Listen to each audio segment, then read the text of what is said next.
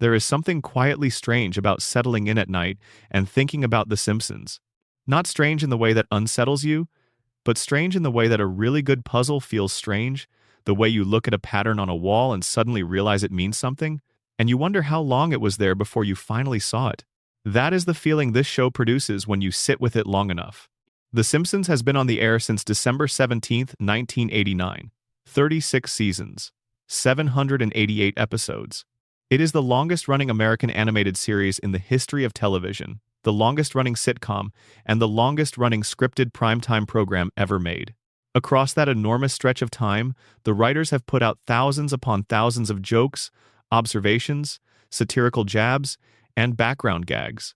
They have set stories in every corner of the world. They have commented on every political moment, every cultural shift, every technological leap. They have poked fun at corporations, governments, celebrities, trends, and human nature itself. And somewhere in that enormous pile of material, scattered across decades of episodes, are the predictions. That is what we are here to talk about tonight. Not predictions in the supernatural sense, not crystal balls or secret knowledge or messages sent back through time. Something more interesting than that, actually. The Simpsons has a documented history of depicting things, specific things, in some cases absurdly specific things, years or even decades before they happened in real life. And when reality finally catches up to the cartoon, the moment of recognition is genuinely strange. You see the clip, you see the headline, and something in your brain goes quiet for a moment while it tries to reconcile the two. Tonight we are going to move through those moments slowly, one by one. We are going to give each one the space it deserves, because the individual stories behind these predictions are fascinating, and because there is something deeply relaxing about letting a good mystery unspool at its own pace. So find a comfortable position, let your body settle. Whatever tension you brought into this moment, you can set it down now. We are going to spend some time in Springfield, which is, when you think about it, one of the most familiar places in American culture, even though it does not exist on any map. Let us start from the beginning, not with any single prediction, but with the broader question that makes all of them interesting. How does a cartoon that was written largely as a satire of suburban American life end up being more accurate about the future than most serious journalism, most professional forecasting, and most expert analysis? How does a show about a family with yellow skin and 4 fingers on each hand end up describing events that would not happen for another 10, 20, or 30 years? The answer, when you finally arrive at it, is both simpler and more interesting than the conspiracy theories suggest. But we are not going to rush toward that answer. We are going to take the long way there, through every fascinating stop along the route. The Simpsons began in a particular moment in American life. The late 1980s were a time of enormous economic optimism mixed with a creeping cultural anxiety. The Cold War was winding down. The economy was booming in certain sectors while hollowing out in others. American suburbia had reached a kind of peak saturation. Every neighborhood looking like every other neighborhood. Every family performing a version of the same script. And into that world, Matt Groening dropped a family that was recognizable but slightly off. Homer was not quite the responsible provider the era idealized. Marge was not quite the contented housewife the culture advertised. Bart was not the scrubbed, obedient child that television had been selling for decades. The show was a gentle disruption at first. It poked fun at the gap between what American family life was supposed to look like and what it actually looked like. But it was doing something else at the same time, something that would not become fully apparent for years. It was watching. The writers were watching the world with an attention and a precision that most entertainment does not bother with. They were reading trends, absorbing information, following the direction that technology and politics and culture were already moving. And then they were projecting those trajectories forward, imagining where each one would land if it kept going in the same direction. That is the engine behind the predictions. Not prophecy, careful observation running ahead of itself. But even knowing that, even understanding the mechanism, the specific cases still stop you cold. Because when you see that a show from the year 2000 depicted Donald Trump descending an escalator on his way to the presidency, and then you remember watching that exact image on real news footage 15 years later, the intellectual explanation only goes so far. The feeling remains. Something is strange here. Something is off in a way that is difficult to name. That feeling is what we are going to sit with tonight. Not to resolve it necessarily. Some of the best feelings are the ones that stay unresolved. that live comfortably in the space between explanation and wonder. The writing staff of The Simpsons has historically been one of the most educated groups ever assembled for an entertainment project. Many of the writers came from Harvard, from Yale, from other institutions where they had studied mathematics, history, political science, economics, and the hard sciences. They were not people who wrote jokes off the top of their heads. They were people who thought carefully about the world, who read widely, who understood systems and patterns and the way trends develop over time. And they were given a platform that reached tens of millions of people every week for decades. When you put that kind of intellectual horsepower into that kind of sustained observation of American culture, unusual things start to happen. Connections get made that ordinary people miss. Trajectories get spotted early. The joke about something that seems impossible today is actually the accurate read of where things are heading tomorrow. There is a particular episode from the year 2000 that we will spend a great deal of time with later in this script. But for now, think about the basic premise of it. The writers looked at Donald Trump, a celebrity businessman who had been publicly flirting with presidential ambitions since the 1980s, and they imagined the logical conclusion of that flirtation. They asked themselves, if American celebrity culture keeps moving in this direction, if the line between entertainment and politics keeps blurring, if the country keeps choosing spectacle over substance, where does that end up? And the answer they arrived at was so obvious to them that they turned it into a throwaway joke. 16 years later, it was not a joke anymore. That is the essential texture of the Simpsons prediction phenomenon. The writers were not seeing the future. They were seeing the present more clearly than most people do, and then following it to its natural conclusion. The result looks like prophecy because most of us are not paying attention the way they were. Most of us are too close to the moment to see where it is heading. But here is the thing that makes this topic worth spending hours on, worth letting settle into your mind as you drift towards sleep. Even with that explanation in place, even with the statistical reasoning and the confirmation bias framework and the sophisticated observer theory all assembled and ready to deploy, some of these cases genuinely resist the tidy explanation. Some of them are so specific, so detailed, so precisely aligned with events that would unfold years or decades later that the word coincidence starts to feel inadequate. Not wrong, necessarily, but inadequate. Like using a kitchen knife to do the work of a surgeon's scalpel. It gets the job done in a rough sense, but something important is being lost in the imprecision. Tonight we are going to look at those cases. We are going to look at the easy ones and the hard ones. The ones that fit neatly into the statistical framework and the ones that make even professional skeptics pause. We are going to trace the history of this show's strange relationship with the future, section by section, story by story. And as we do, I want you to let your breathing slow. There is no urgency here. The stories will unfold at whatever pace feels right. If you find yourself drifting, that is fine. The narration will continue. Springfield will still be there when you surface. The Simpsons has been described in many ways over the years. A comedy, a satire, a cultural institution, a relic of a golden age. But there is another description that fits, one that nobody in the entertainment industry would ever use officially, because it sounds too strange. The Simpsons is a record. It is a decades-long record of how a group of very smart, very attentive people read the direction of American life. And when you play that record back against the timeline of actual history, the alignment is frequent enough and precise enough that it demands more than a shrug. It demands the long version, the careful look, the kind of attention you give something at the end of the day when the noise has died down and there is nothing left to do except listen. So let us begin properly. Let the room get quieter, let your muscles release whatever they have been holding, and let the story of the strangest cartoon in television history start to unspool. It starts, as so many American stories do, with a politician and an escalator.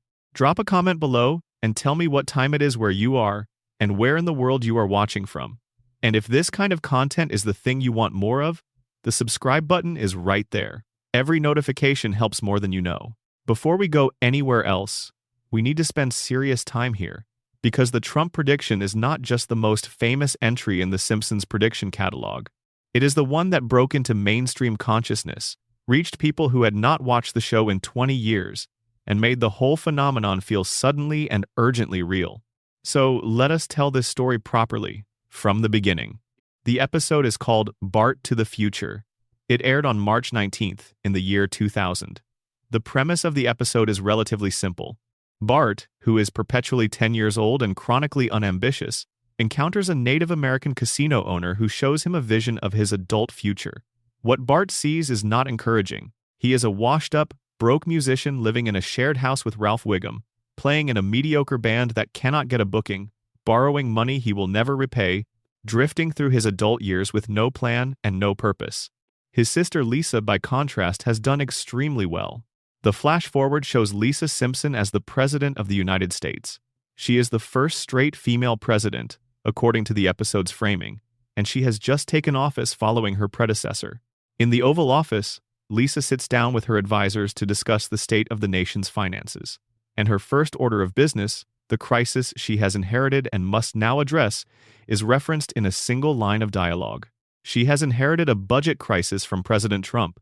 That line, that single, almost offhand reference, it was written in the year 2000 by a writer named Dan Greeny, who has since spoken about the episode in various interviews and explained exactly what was in his mind when he wrote it. The intention was not prophecy, the intention was satire.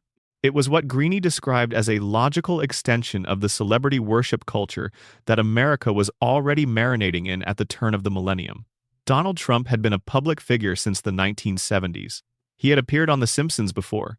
He was a recurring presence in American media, a larger-than-life personality who seemed to exist at the exact intersection of wealth, fame, and spectacle that American culture had been worshiping for decades. The joke was not that Trump would become president. The joke was that, of course, someone like Trump would become president, because that is the direction the culture was heading, and following that direction to its logical conclusion was what Simpsons writers did for a living.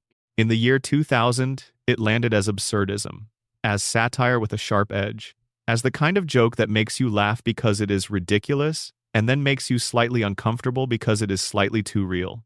16 years later, it was not a joke at all. In June of 2015, Donald Trump descended an escalator at Trump Tower in New York City to announce his candidacy for the Republican presidential nomination. The visual of that moment, the golden escalator, the crowd gathered below, the grandiose entrance, became one of the defining images of that election cycle. It was covered by every news network. It was analyzed and discussed and replayed endlessly. And somewhere in the collective memory of American viewers, a synapse fired. A connection was made. Someone found the clip, From Bart to the Future, and the internet discovered that The Simpsons, 15 years earlier, had depicted Trump descending from on high to announce his political ambitions in a visual that felt eerily similar to the one playing out on real news screens. The screenshots went viral almost immediately. The clip was shared millions of times. Articles were written, television segments were produced. People who had never watched The Simpsons were suddenly confronted with evidence that a cartoon had apparently foreseen one of the most surprising political events in modern American history. Now, here is where the story gets genuinely interesting. Because the visual of the escalator descent was not actually in The Simpsons episode. The episode from the year 2000 simply referenced Trump as a president. It did not show him descending an escalator. The escalator connection came from a different moment. A promotional image or a separate fan-made edit that circulated alongside the genuine clip, and the two got conflated in the viral spread. By the time the fact-checkers caught up to the story, the mythology was already set. But here is the thing about mythology. Even when individual details are wrong, the core of the story can still be true. And the core of this story is unambiguously true. The Simpsons, in the year 2000, named Donald Trump as a future president of the United States. They named him specifically, not as a generic celebrity-turned-politician, but as Trump by name. And they did it in a way that suggested it was not a surprising development, but rather the natural and somewhat depressing outcome of trends already visible in the American cultural landscape. That is real. That happened. And it happened 16 years before Trump actually won the presidency. Dan Greeny, when asked about this in later interviews, was remarkably candid about his feelings. He said that while he understood the statistical reasoning behind the prediction, and while he knew intellectually that the show had made thousands of such observations and that some of them were bound to come true, the Trump prediction specifically bothered him in a way he could not fully explain. Because this one was not just directionally accurate, it was name accurate, it was outcome accurate, it was culturally accurate in ways that went beyond the mechanics of a joke. He said, intended it as a warning, as a depiction of something he hoped would not happen, as the absurdist extreme, the version of America that would only arrive if everything went wrong simultaneously. And it arrived. The warning did not function as a warning. It functioned as a preview. That distinction matters, because it points to something The Simpsons does that is different from ordinary satirical exaggeration. Ordinary satire takes the present and amplifies it until it is ridiculous. It makes the existing contradictions bigger and louder so that they are impossible to miss. The Simpsons, at its best, does something slightly different. It takes the present and follows it forward honestly, without amplification, to the place it is actually going. And sometimes the place it is actually going is indistinguishable from satire. Sometimes reality is already so strange that depicting it accurately looks like exaggeration. The Trump episode is the clearest example of this in the show's history, but it is not the only one. And to understand the full scope of what we are dealing with here, we need to look at the presidency prediction in its broader context. The year 2000 was a particular moment in American political life. Bill Clinton was finishing his second term. The country was in the middle of the longest economic expansion in its history. The dot-com bubble had not yet burst. The September 11th attacks were still more than a year away. The United States existed in a kind of strange, extended holiday, a period of relative peace and prosperity that made the culture feel almost unbearably optimistic about its own future. And yet, underneath that optimism, certain patterns were already visible to anyone paying close enough attention. The celebrity culture that had been building since the 1960s had reached a new intensity. Reality television was exploding. The line between entertainment and news was blurring. The idea that fame was a form of currency, that it could be spent on things beyond mere attention, was becoming increasingly accepted. And Donald Trump, who had been operating in that currency for decades, was positioned in a way that made a certain kind of political future, at least theoretically, conceivable. The Simpsons writers saw this. They described it as a joke. Reality later confirmed it as a prediction. But what happened after the episode aired is perhaps as interesting as the episode itself, because the show's relationship with the Trump prediction did not end in the year 2000. It kept going. It kept revisiting the idea. In later seasons, particularly after Trump actually began his candidacy, The Simpsons returned to the theme multiple times. Episodes were made that depicted the Trump administration, that satirized specific policies and moments, that dealt with the cultural aftermath of the event that the show had supposedly predicted. And in those later episodes, there was a quality that is difficult to describe, a kind of exhausted recognition. The writers were no longer making a joke about something that might happen. They were trying to process something that had already happened, something that their own earlier joke had in some small way helped normalize. The satirist's version of a feedback loop. The prediction had become part of the cultural furniture, and now the show had to live inside the world it had, in some small way, helped build. There is a version of this story that ends with the writers feeling proud. They called it. They saw it coming. Their intelligence and their careful observation of American culture yielded a result that looked like magic to everyone else. But that is not quite how they talk about it. In the interviews and the commentaries and the occasional public statement, when the writers of The Simpsons talk about the Trump prediction, there is very little pride. There is mostly discomfort. The acknowledgement that seeing something coming and being able to stop it are completely different things.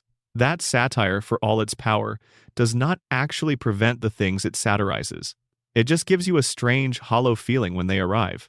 That feeling is worth sitting with for a moment. That is not a trivia item or a fun fact. That is a meditation on the limits of intelligence, of foresight, of art itself. You can see the thing coming. You can describe it with precision. You can put it on television and show it to tens of millions of people and make them laugh at it, and it still comes. The Trump prediction is the most famous entry in The Simpsons prediction catalog. It is famous because it is specific, because it is name accurate, because the gap between the prediction and the outcome is so dramatic and so historically significant. But what makes it truly interesting is not the fact of the prediction itself. It is what the prediction reveals about how the show works, about what its writers were capable of, about the relationship between sustained, intelligent observation of a culture and the thing we call prophecy. They are closer than most people think. Now, there is another dimension to the Trump story that is worth exploring before we move on. Because The Simpsons did not just reference Trump as a future president in that one episode from the year 2000. Trump had a much longer history with the show. He appeared in the show directly. He was a character, or at least a version of a character, who showed up multiple times in different contexts. And that recurring presence is itself a kind of prediction, or at least a kind of cultural map that, when you lay it against the actual timeline of Trump's rise to political power, produces a strange and uncomfortable alignment. In the early seasons of the show, Trump appeared primarily as a symbol of a particular kind of American excess. He was the cartoon billionaire, the man whose wealth was so ostentatious and whose personality was so large that he functioned as a punchline about the nature of American celebrity capitalism. He was not sinister in these appearances. He was absurd. He was a walking joke about the things Americans worship when they should probably be thinking more carefully about what they value. This portrayal tracked perfectly with how most of the American media establishment understood Trump through the 1990s and early 2000s. He was entertainment. He was spectacle. He was a recurring character in the national drama of ambition and wealth. Nobody, or almost nobody, was treating him as a serious political figure. The Simpsons, meanwhile, was tracking him. The show was watching the way his celebrity operated, the way it expanded and contracted, the way it intersected with political rhetoric, the way it fed on attention and controversy, and the particular American appetite for figures who do not apologize for wanting everything. And somewhere in that tracking, in that sustained observation, the writers arrived at the conclusion that this particular American story had a logical next chapter. They wrote that chapter in the year 2000. And then they waited, like everyone else, to find out how the real story would go. When the real story turned out to match their chapter almost exactly, it was not confirmation of their genius. It was confirmation of their observation. The genius was already in the world. It was already in the culture, already in the patterns, already in the direction things were moving. The writers just saw it. There is something relaxing about that, actually. About the idea that the world is moving in directions that can be read and understood, that underneath the apparent chaos of events and personalities and historical accidents, there are patterns that attentive people can trace. The Simpsons prediction phenomenon is, among other things, evidence that the world is not completely random, that careful attention to the present yields information about the future, that the future is not a mystery so much as it is a trajectory, which does not make it any less surprising when it arrives. But it does make it slightly less frightening. Let your eyes rest for a moment. Let that thought settle. The world moves in patterns. The patterns can be read. And somewhere in Springfield, a family that has not aged a single day since 1989 keeps finding those patterns and writing them into jokes that are too accurate to be entirely comfortable. The Trump story is the beginning, but it is a long way from the end. Here is something that is easy to forget about The Simpsons in its early years. The show began before the internet was a household concept. It began before smartphones, before streaming, before social media, before the digital revolution had fully arrived in the American living room. The world that the show launched into in 1989 was technologically familiar to us now, only in the broadest outlines. And yet, across those early seasons, and then across the middle seasons, and then into the later ones, the show kept describing technologies that did not exist yet. Not in vague gestural ways, not in the way that any science fiction writer might describe a future gadget and occasionally get something approximately right. The Simpsons described specific technologies with specific functions and specific social contexts, and those descriptions turned out to be accurate in ways that continue to astonish people who go back and look at the source material. Let us start with the one that gets cited most often, because it is in many ways the most visually striking example of the phenomenon. In a 1995 episode, the show depicted a device worn on the wrist that displayed messages, transmitted information, and allowed its wearer to stay connected to a broader communications network. The device was not played for laughs particularly. It was not presented as an outlandish piece of science fiction technology. It was shown as a natural development, a thing that existed in the world of the episode as just another piece of the landscape, the way a telephone or a television would be shown. The Apple Watch was released in 2015, 20 years after that episode aired. Now, some context is warranted here. The concept of a wristwatch that did more than tell time had been circulating in science fiction and futurism for decades before The Simpsons depicted it. Dick Tracy had a wrist radio in the comic strips since the 1940s. The idea was not new. But what The Simpsons depicted was not a wrist radio in the old science fiction sense. What it depicted was a personal communication device that integrated with a broader network of information, that allowed the wearer to receive messages and data in real time that functioned as an extension of a connected digital infrastructure. That is a smartwatch. That is not a wrist radio. The distinction matters because it places the Simpsons depiction in a much more specific technological moment. The show was not imagining a vague futuristic gadget. It was imagining a specific kind of device that would require a specific kind of technological infrastructure to exist. And it was imagining this in 1995, when that infrastructure was just barely beginning to become visible as a concept to the general public. The timing is what makes it interesting. Not the invention itself, but the timing.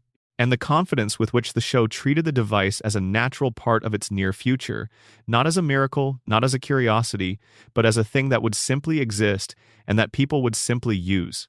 That confidence is telling. It suggests that the writers were thinking about where technology was heading with a specificity that most of their audience was not. Let us move to another one. This example is perhaps less visually dramatic than the smartwatch, but more interesting in terms of what it reveals about how the writers were thinking. In a 1995 episode called Lisa on Ice, a brief gag depicts a device that allows two people to see each other while speaking on what is functionally a telephone call. The image is clear. The screen is there. The faces are visible. The communication is real-time and two-directional. It is, in every meaningful sense, a video call. FaceTime launched in 2010. 15 years after that episode, again, some qualification. Video calling had been a concept in futurism since the 1960s. AT&T famously demonstrated a video telephone at the 1964 World's Fair. The idea was old, but the specific version The Simpsons depicted, integrated into a personal device, casual and taken for granted rather than formal and ceremonial, available in the domestic context rather than only in corporate or institutional settings, that version was not the version the 1960s imagined. That version required the infrastructure of the modern internet, and in 1995, that infrastructure was only just beginning to exist. The Simpsons writers apparently understood, in 1995, that the internet was going to change communication in a way that would make video calling a domestic, everyday activity. They wrote it as a background detail, not the focus of the episode, just a thing that existed in the world they were describing. That background detail quality is actually one of the most striking things about The Simpsons' technology predictions as a group. They are almost never the center of attention. They are almost never played as grand futuristic visions. They are presented as mundane extensions of the present, as natural developments that anyone paying attention to the direction of technology would expect to arrive eventually. That humility is part of what makes them look so prescient in retrospect. The writers were not making bold claims about the future. They were just following the logic of the present forward a few steps and filling in the details of what they found there. In a 1993 episode, the show depicted a character using a device that displayed autocorrect errors, transforming an intended message into something entirely different and nonsensical. The joke was about the gap between what a person intends to communicate and what a machine assumes they mean. It required the writers to understand that predictive text technology would develop in ways that were both helpful and sometimes hilariously wrong. That the gap between human intention and machine interpretation was a rich vein of comedy and frustration that lay somewhere in the near future. Autocorrect, as a daily frustration and cultural experience, arrived in full force with the smartphone era that began properly around 2007. The Simpsons had written a joke about it 14 years earlier. The internet itself, and the way people would behave on it, is perhaps the richest category of Simpsons technology prediction. Because the show was grappling with the social and psychological implications of a connected world before most of its audience had any direct experience of one. There is an episode that depicts something functionally identical to early social media. Characters sharing their thoughts and activities with a wider audience in real time, that audience responding and reacting, the whole social dynamic of attention and performance that would later come to define platforms like Twitter and Facebook playing out in recognizable form. The episode is not specifically about the internet. It is about human nature, about the desire to be seen and heard and acknowledged. But the mechanism it uses to explore that human nature is a proto-social media platform, one that did not exist yet when the episode was made. What this reveals about the writers is interesting. They were not just predicting specific technologies. They were predicting specific human behaviors in response to technologies. They were imagining how people would act when given new communication tools, what those tools would do to social dynamics, how they would be used and misused, and weaponized and celebrated. And those behavioral predictions in many ways are more impressive than the technical ones. Because technology can be extrapolated from existing trends. Human behavior is harder. The pattern that emerges when you look at the Simpsons technology predictions as a group is a portrait of a writing staff that was thinking about the future in a specific way. They were not futurists in the formal sense. They were not producing white papers or attending conferences about emerging technologies. They were writers, and their job was to find the most interesting and honest version of the world they could and put it on screen. But doing that job well required understanding where the world was going. And understanding where the world was going meant paying attention to technologies, not just as gadgets but as social forces. Every technology changes how people relate to each other. Every new tool creates new possibilities for connection, and new possibilities for misunderstanding, and new possibilities for exploitation. The Simpsons writers understood this intuitively, and so when they depicted a new technology, they did not just depict the technology itself, they depicted the social world it would create around itself. The way people would use it, abuse it, feel about it, build their lives around it. That sociological accuracy is part of why the predictions feel so resonant when you encounter them today. It is not just that the device exists, it is that the human context around the device looks so familiar. The arguments, the misunderstandings, the joy and the frustration, and the way technology becomes woven into the fabric of everyday life until it is invisible, The Simpsons got all of that right too. There is a particular quality to the surveillance technology predictions that deserves its own attention. The show depicted cameras watching public spaces, data being collected on individuals, the infrastructure of observation that we now call surveillance capitalism or the surveillance state, years before any of that vocabulary existed in popular discourse. In multiple episodes across the mid to late 90s, the show depicted a world in which privacy was eroding, in which information about individuals was being gathered and stored and used in ways those individuals were not fully aware of. This was not presented as dystopian science fiction. It was presented as a natural extension of existing institutional practices. Governments watch, corporations gather data, the individual navigates a world that is paying closer attention than it lets on.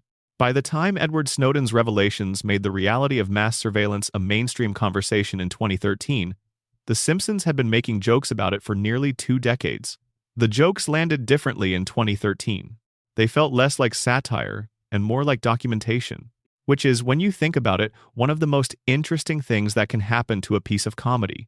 The joke ages into a fact. The absurdism ages into realism. The punchline reveals itself in hindsight to have been the straight line all along.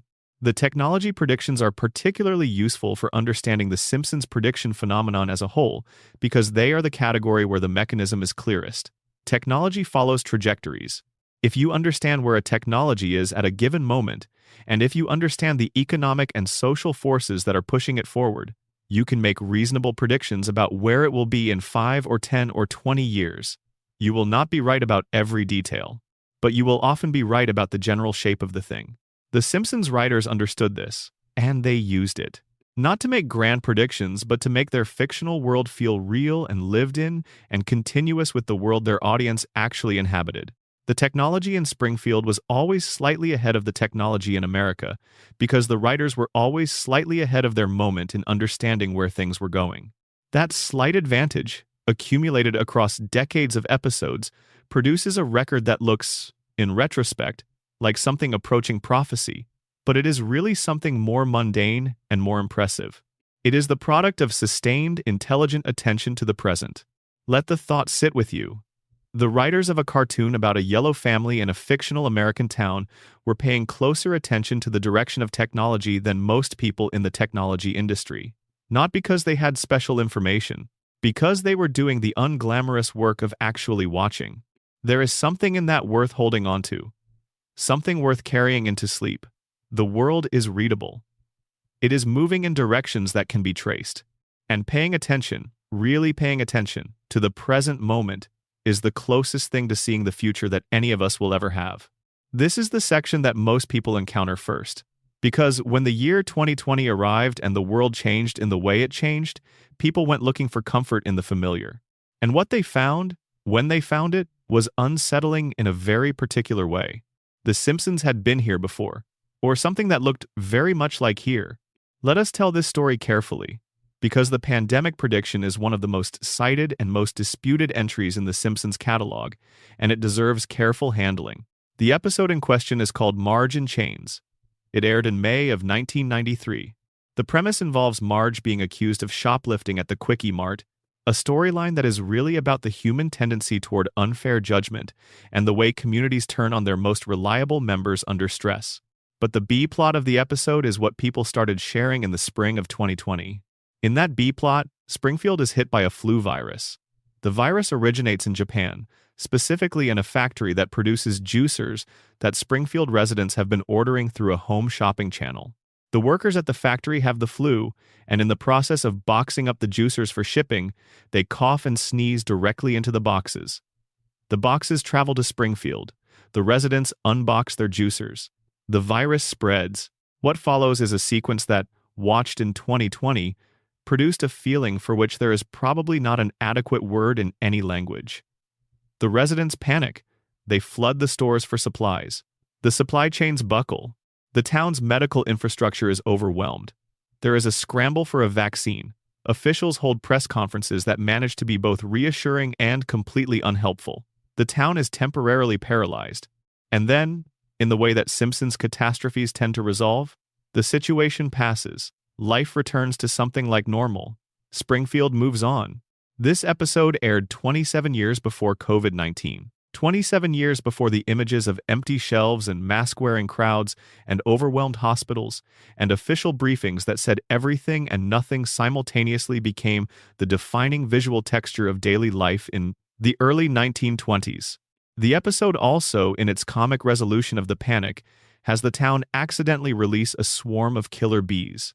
This detail was noted with particular unease in the spring of 2020, when news outlets began reporting on the arrival of Asian giant hornets in the United States, creatures that the media quickly christened murder hornets, creating a brief moment of collective horror that felt, to anyone paying attention, like a punchline to a joke that had not yet been told. Now, the careful version of this analysis requires acknowledging several things. Pandemic narratives are not new. Writers and filmmakers and storytellers have been imagining epidemic scenarios since at least the Middle Ages. The possibility of a respiratory illness spreading rapidly through a connected world was not a secret in 1993. Epidemiologists were talking about it. Public health researchers were modeling it. The infrastructure of concern was already there. What The Simpsons episode captured was not the specifics of COVID-19. It captured the social and psychological texture of a pandemic response, the panic buying, the overwhelmed healthcare system, the gap between official reassurance and actual experience, the way communities function and malfunction under sustained stress. Those things, the human dimensions of an epidemic, are what the episode got right. And getting those things right required paying attention to human nature and institutional behavior, not to any specific pathogen. But even with all that context in place, the episode is uncomfortable to watch in retrospect, because the discomfort does not come from the disease. It comes from the behavior, from the recognition that the behavior Springfield displays, the way the town falls apart and holds together and falls apart again, is exactly the behavior that real communities displayed in 2020. The specific disease was different. The specific details were different. The human response was almost identical. That is what The Simpsons got right, not COVID.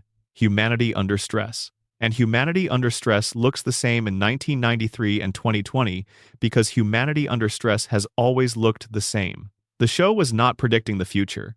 It was documenting a perennial human pattern. The future just happened to contain another instance of that pattern.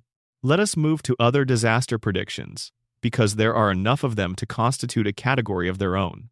In a 1997 episode, the show depicted a scenario involving faulty infrastructure and a catastrophic failure of a public system. The specific details are not important for our purposes, but the general shape of the prediction is. A system that everyone assumes is functioning correctly is revealed, under stress, to have been compromised in ways that the public had no reason to know about.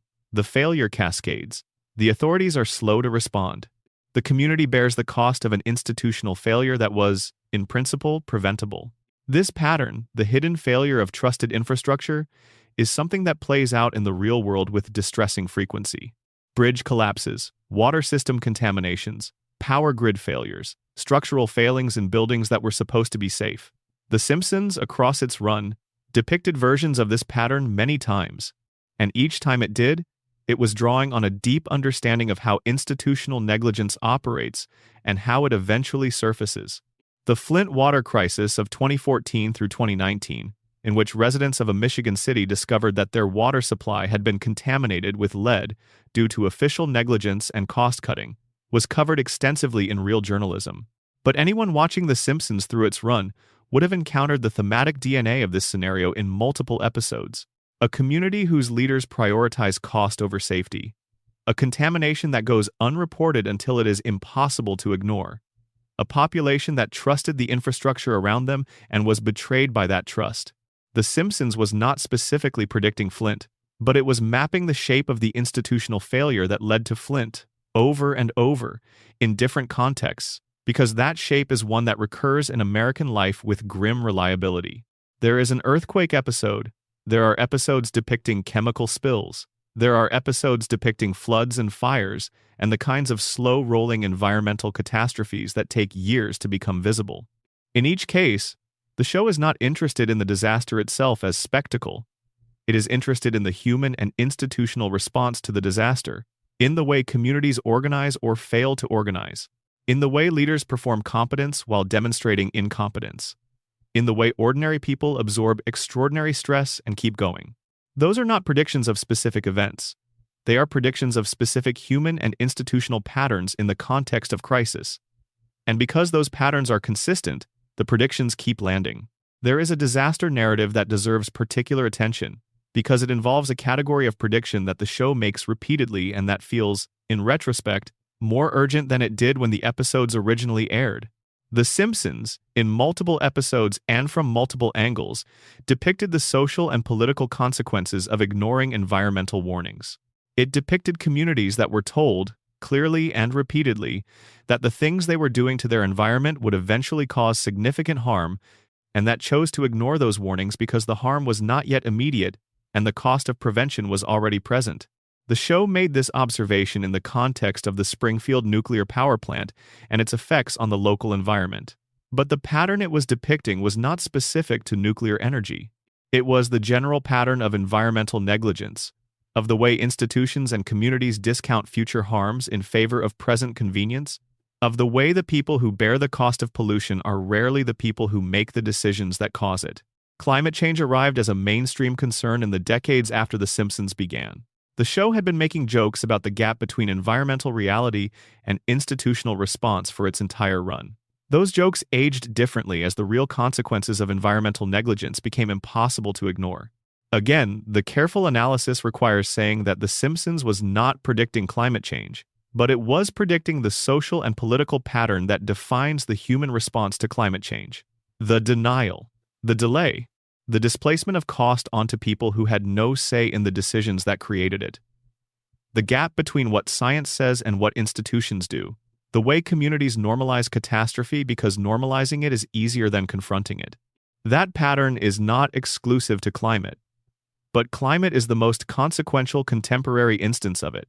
And looking back at The Simpsons, at its decades of jokes about environmental negligence and institutional inertia, and the human tendency to look away from uncomfortable truths, it is difficult not to feel the weight of the prediction in a way that goes beyond any specific episode.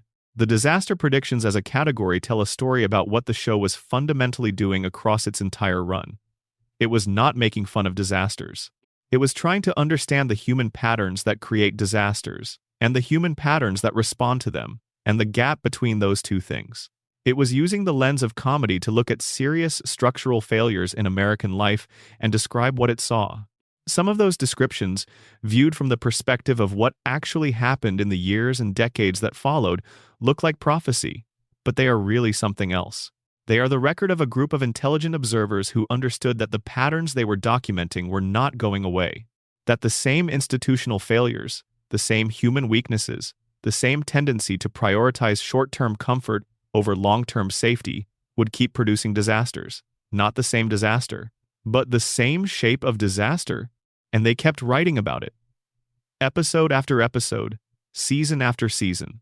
Not because they were pessimists, but because comedy has always been, at its most honest, the art of describing things as they actually are. And things as they actually are, in the domain of disaster and crisis, are often deeply recognizable to anyone who has been paying attention. Let your mind rest on this for a moment. On the idea that comedy, at its most honest and most sustained, is a form of documentation. That the jokes about Springfield's disasters are also a record of the disasters that were always on their way. That the punchline is never quite as funny as it looks, because the setup is always true. The room is quiet. The night is whatever the night is wherever you are. The Simpsons keeps running.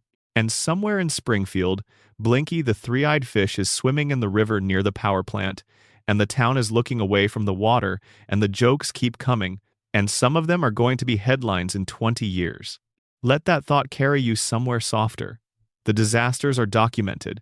The patterns are mapped. The show has been doing this work for 36 years and it will keep doing it. You do not have to do it tonight. Just breathe. Just let the story continue.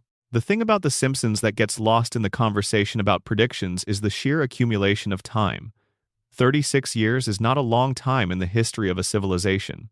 It is not even a long time in the history of a country.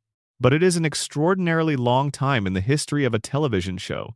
Most television shows do not make it past their 5th season. Most do not make it past their 2nd. The ones that run for a decade are considered unusual. The ones that run for 2 decades are considered anomalies. The Simpsons has run for nearly 4 decades, and it has done so while maintaining a level of cultural relevance that is genuinely without precedent in the history of the medium. Other shows have been popular for long stretches. Other shows have accumulated large audiences over many years, but no other show has maintained the particular kind of cultural centrality that The Simpsons has, the quality of being a reference point, a shared vocabulary, a lens through which Americans understand themselves, for as long as The Simpsons has managed it. That longevity is the engine of the predictions, not just because it means more episodes and therefore more material from which to draw apparent coincidences, but because sustained engagement with a subject over decades produces a qualitatively different kind of understanding than any shorter engagement can achieve. The writers who have been working on the show for 20 or 30 years have accumulated a specific kind of wisdom about American life that is simply not available to anyone who has been watching for less time. They have seen trends begin and end. They have seen cultural moments arrive and pass. They have seen things that seemed permanent prove temporary, and things that seemed temporary prove permanent. And that accumulated experience gives them a perspective on the present that is qualitatively different from what any single moment of observation can provide. This is worth sitting with.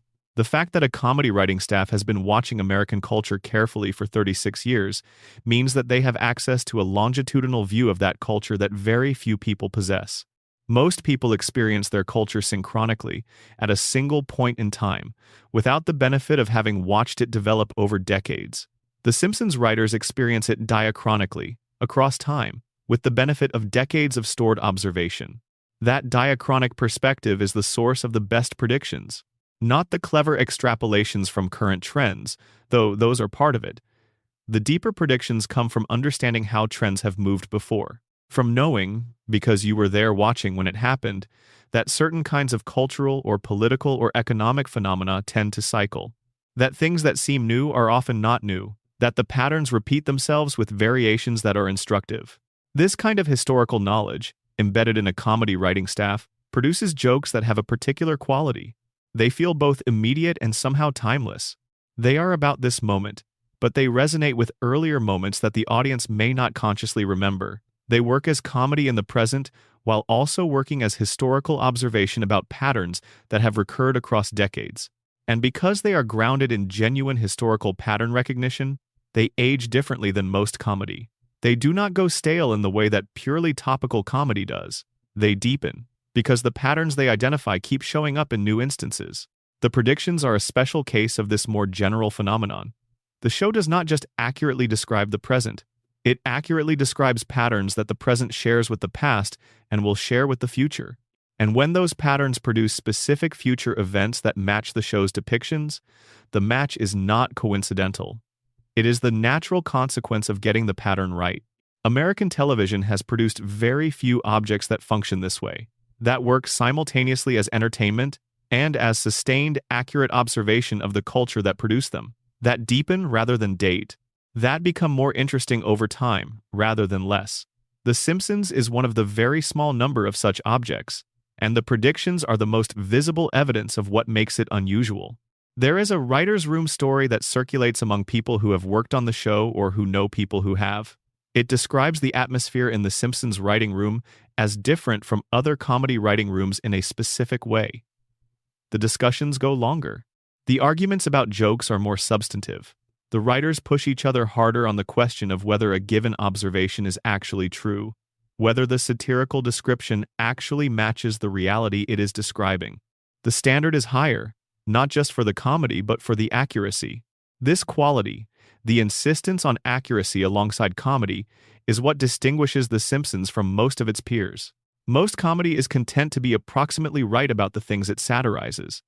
The Simpsons, at its best, insists on being precisely right. The jokes have to be funny, but they also have to be true. And when both conditions are met, the result is the particular kind of comedy that The Simpsons produces at its peak. Comedy that makes you laugh and then makes you slightly uncomfortable because the thing it described is too accurate to dismiss. That discomfort is the feeling that accompanies the predictions. The laugh comes first because the joke is good, and then the slight chill, because the joke is also true in a way that extends beyond the immediate context. Let the slight chill be comfortable. Let the accuracy be reassuring rather than alarming. The world is comprehensible. The patterns can be read. The show has been reading them for 36 years and will keep reading them. You do not have to read them tonight. Tonight is for rest, for the gentle passage of time in a comfortable position, for the distant sound of Springfield, that impossible town, going about its impossible business in the impossible way it has been doing for your entire conscious life and longer. The show is on somewhere. It is always on somewhere. 788 episodes, cycling through the streaming libraries and the syndication packages, playing in living rooms and on phones and on laptop screens in hotel rooms, providing the particular comfort of the familiar. Homer's voice, Bart's voice, the Springfield theme, the couch gag, the story that begins, plays out, and resolves, and then begins again. That is the deeper comfort of The Simpsons. Beyond the predictions and the theories and the cultural analysis, it is a show that keeps going, that refuses to end, that holds the family in its particular moment and keeps them there. Generation after generation of new audiences finding their way to Evergreen Terrace and discovering that the family is exactly as they were left. That continuity, that stubborn persistence in the face of everything that changes, is the show's most profound statement about what we want from the things we love. We want them to stay. We want them to be there when we come back. We want the particular comfort of the unchanging familiar in a world that keeps moving, keeps changing, keeps producing new problems and new anxieties and new things to understand. The Simpsons stays. It has been staying for 36 years. And in staying, it has accumulated this strange archive of predictions, this record of careful observation, this mirror that keeps showing the world things about itself that it was not quite ready to see. The predictions are the show's gift to the future, or perhaps more accurately, they are the future's gift back to the show. Evidence that the observation was real, that the honesty paid off, that the careful watching was worth doing. All of it is worth doing. All of it has been worth doing, and now it is time to let the show play in the background of your mind while the foreground goes quiet. Springfield is waiting. The couch is there. The television is on. And Homer is about to eat something that he should not eat in a way that is both predictable and somehow wonderful. Good enough. More than good enough. Everything it needs to be. To understand the Trump prediction in its full context, we need to spend some time understanding the specific episode and the specific moment in which it was made. Because the year 2000 was a particular kind of cultural inflection point, and the writers were acutely aware of it, the millennium had just arrived, or was about to arrive, depending on your interpretation of when centuries turn. The United States was at the peak of its post-Cold War confidence. The economy was extraordinary. The budget was in surplus. The technology sector was expanding in ways that seemed to promise a permanent transformation of the American economic landscape. The country felt, from the inside, like a nation whose best days were just beginning. And yet the writers of The Simpsons were looking at this moment of apparent triumph and seeing something else. They were seeing the cracks in the foundation. Not the specific cracks that would produce specific crises, but the general quality of a structure that was being stressed in ways it was not designed to handle. The cultural stress of a country that had lost its external enemy and was beginning to lose its internal coherence. The economic stress of a boom that was disconnected from the underlying physical economy in ways that would eventually matter. The political stress of institutions that were losing the trust of the population they were supposed to serve. Into this moment of apparent triumph and actual fragility, the writers introduced the Trump prediction, not as a warning about Trump specifically, but as a warning about the kind of moment America was in. A moment in which the culture was primed for exactly the kind of political figure Trump represented. A moment in which the usual constraints on celebrity political ambition were weakening. A moment in which the spectacle had begun to matter more than the substance, and the appearance of strength had begun to matter more than its reality. This is what the prediction was actually predicting. Not just Trump, the conditions that would produce Trump. The cultural and political soil in which a figure like Trump could take root and grow. And those conditions were visible in the year 2000 to anyone who was watching carefully enough. The writers were watching carefully enough. They had been watching carefully for over a decade. And what they saw, in the year 2000, was a country that was one recession, one terrorist attack, one sustained period of institutional failure away from the kind of political disruption that the Trump candidacy represented. That is a more sophisticated prediction than the simple one. The simple prediction is, Trump will become president. The sophisticated prediction is, the conditions that will produce a Trump presidency are already present.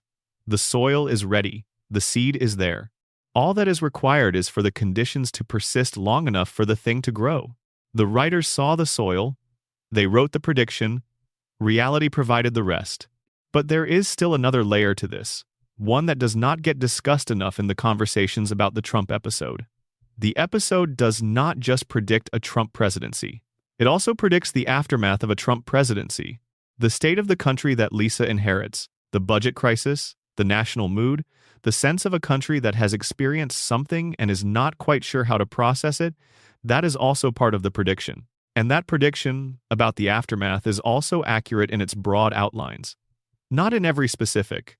Not in a way that is precise enough to be definitively confirmed, but in its general texture, in the sense of a country that experienced something genuinely disruptive and is working through the consequences in real time, the prediction holds. A prediction that includes both the event and its aftermath is a more complete prediction than one that stops at the event itself. It suggests that the writers were not just extrapolating from current trends, but actually thinking through the causal chain. If this happens, then what follows?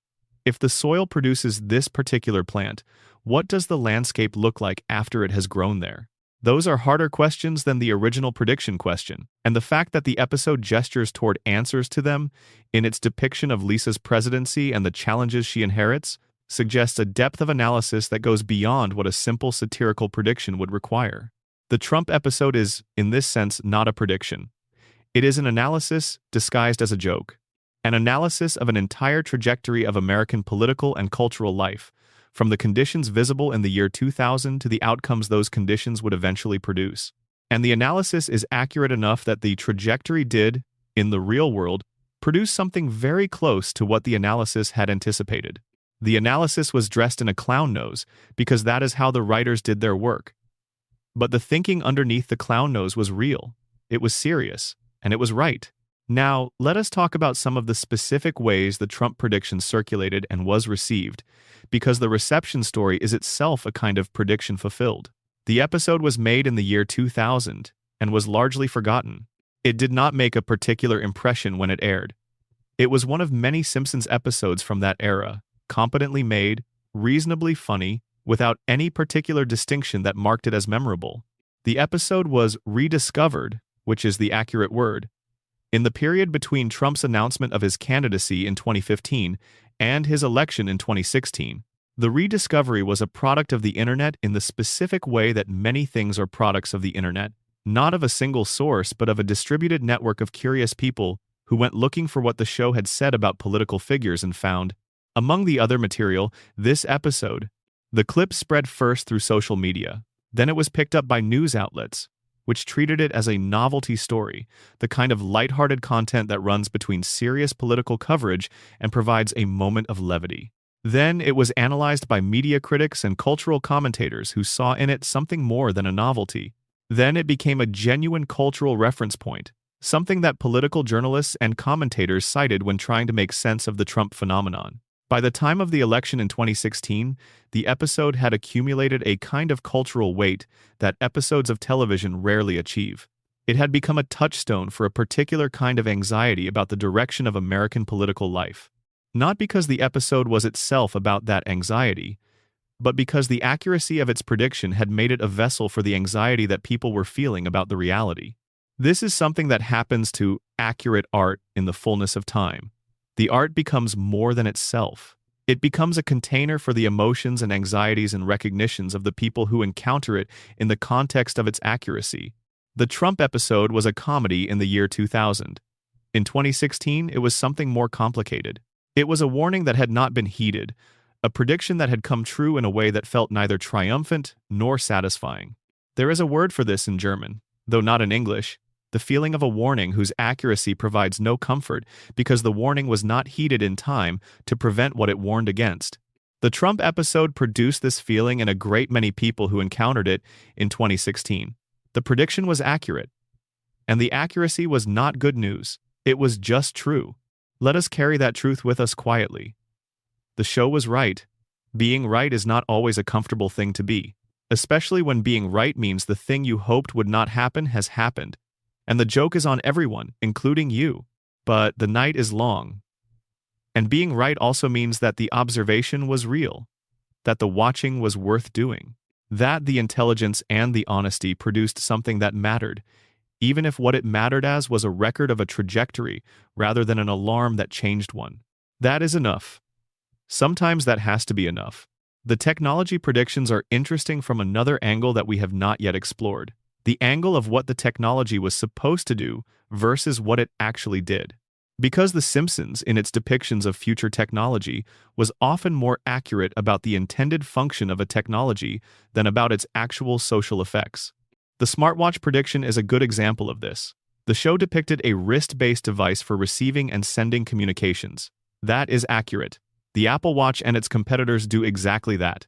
But the show could not have predicted the specific cultural role that smartwatches would come to play, the way they would integrate with health monitoring, the way they would become symbols of a particular kind of expensive aspiration, the way they would generate their own cultural anxiety about constant connectivity and the impossibility of disconnecting from work. Those social and cultural effects were not predictable from the technology alone. They emerged from the interaction of the technology with a specific social and economic environment that did not exist yet when the show was depicting the device. The Simpsons got the device right.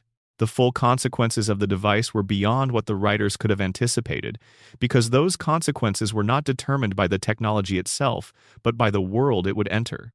This limitation is important to acknowledge. The technology predictions are impressive precisely because they are functional predictions. They describe what a technology will do, but they are less accurate as predictions of what the technology will mean. The social meanings of technology are harder to predict than its functions. They emerge from the specific way a given technology interacts with a specific cultural moment. The internet itself is the clearest illustration of this. The Simpsons made various gestures toward the internet as a communication medium. It depicted people sending and receiving digital messages. It depicted the possibility of vast, distributed networks of information. It even, in various episodes, depicted something like the social dynamics of online interaction, the way people behave when they can communicate anonymously or semi-anonymously with large numbers of strangers. But the specific internet that actually arrived, the internet as a platform for radicalization, for misinformation, for the algorithmic amplification of extreme content, for the attention economy that has reshaped how information circulates in democratic societies, that specific internet was not predicted. Not because the writers were not intelligent enough to see the possibility, but because the specific social and economic decisions that shaped the internet into what it became were not determined by the technology itself. They were made by specific actors with specific interests in specific moments. And those decisions were not predictable from the trajectory of the technology alone. This limitation does not diminish the technology predictions. It contextualizes them. The show was making functional predictions about specific technologies. It was saying, something like this will exist, and it will do approximately this. That is a real and impressive achievement when you encounter it across dozens of episodes spanning decades. But the show was not, and could not have been, predicting the full social meaning of the technologies it depicted. Those meanings were determined by history, by politics, by economics, by the specific choices of specific people in positions of power over how the technologies would be designed and deployed and regulated and monetized. The Simpsons got the devices right.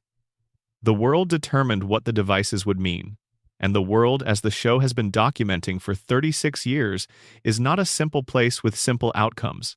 It is a complicated place in which intelligent, powerful people make choices that produce consequences that surprise even them.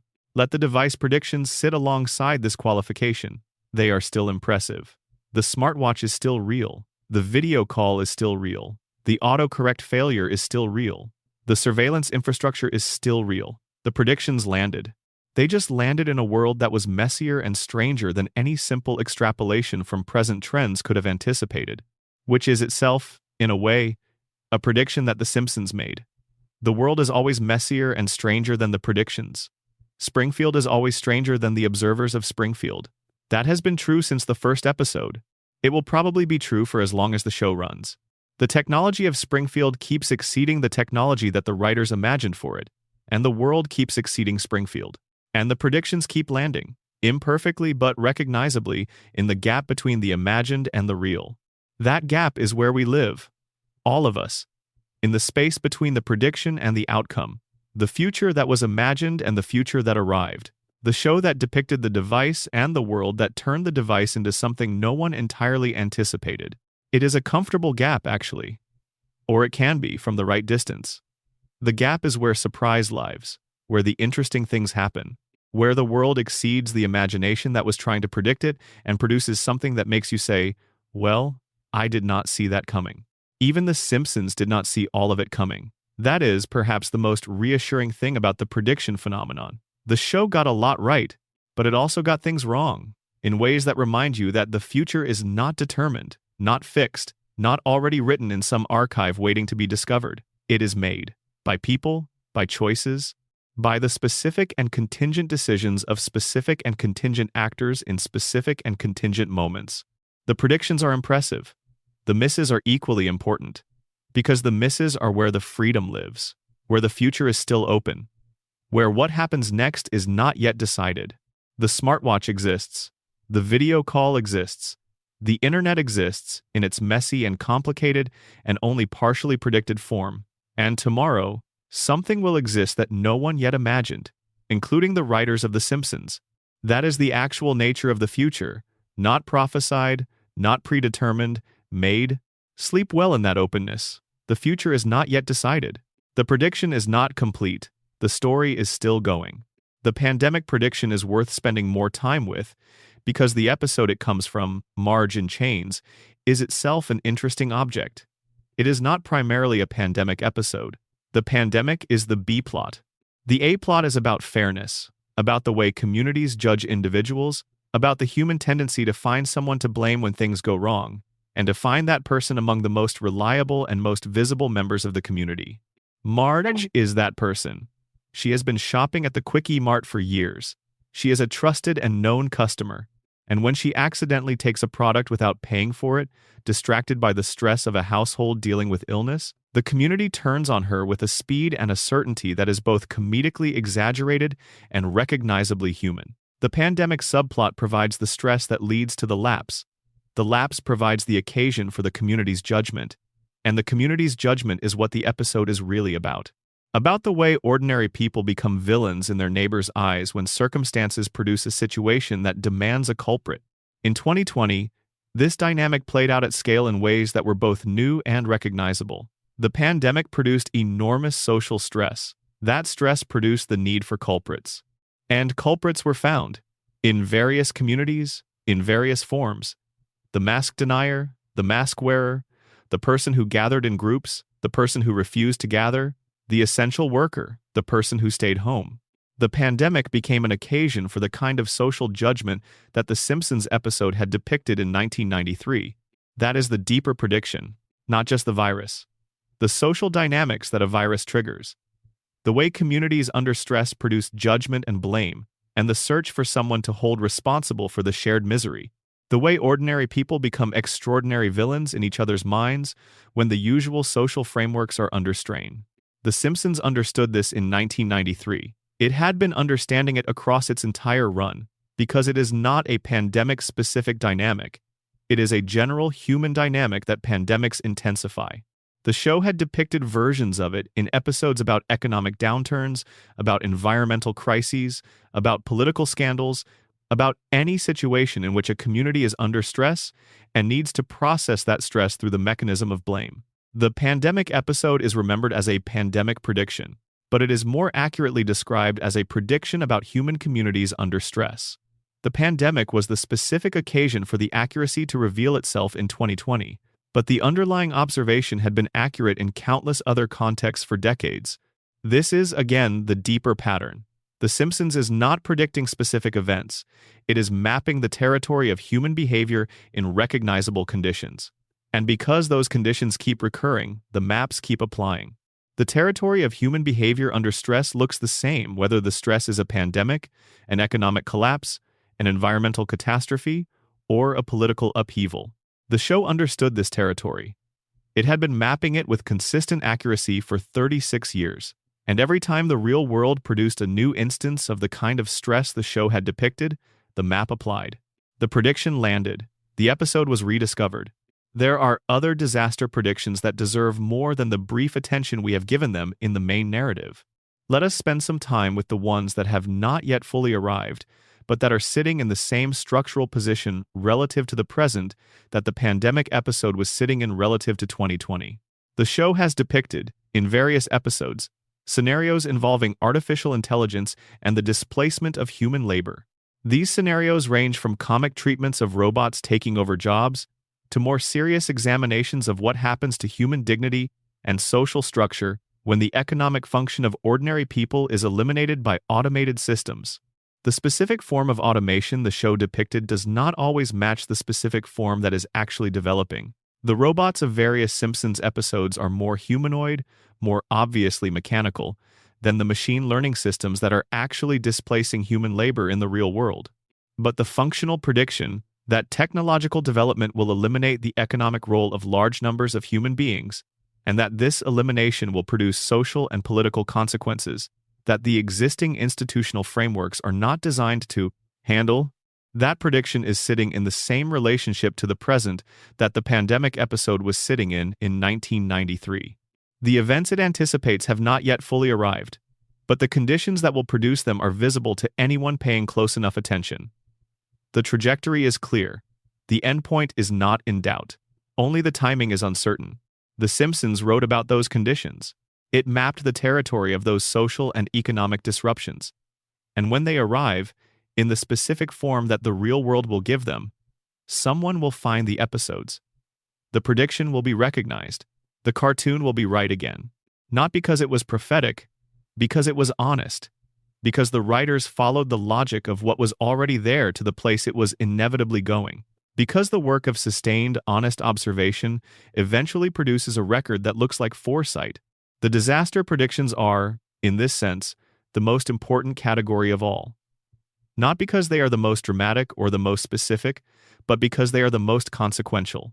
The things they are predicting matter enormously. And the fact that the predictions have a track record of accuracy should give the open cases a kind of gravity that the already closed ones do not. The pandemic episode was funny in 1993. It was not funny in 2020. The automation episodes are funny now. They may not be funny in 2040. That is the particular quality of The Simpsons' disaster predictions. They are comedies with a shelf life. The comedy fades as the predicted reality arrives. The warning, always embedded in the joke, becomes visible when the thing it was warning about materializes.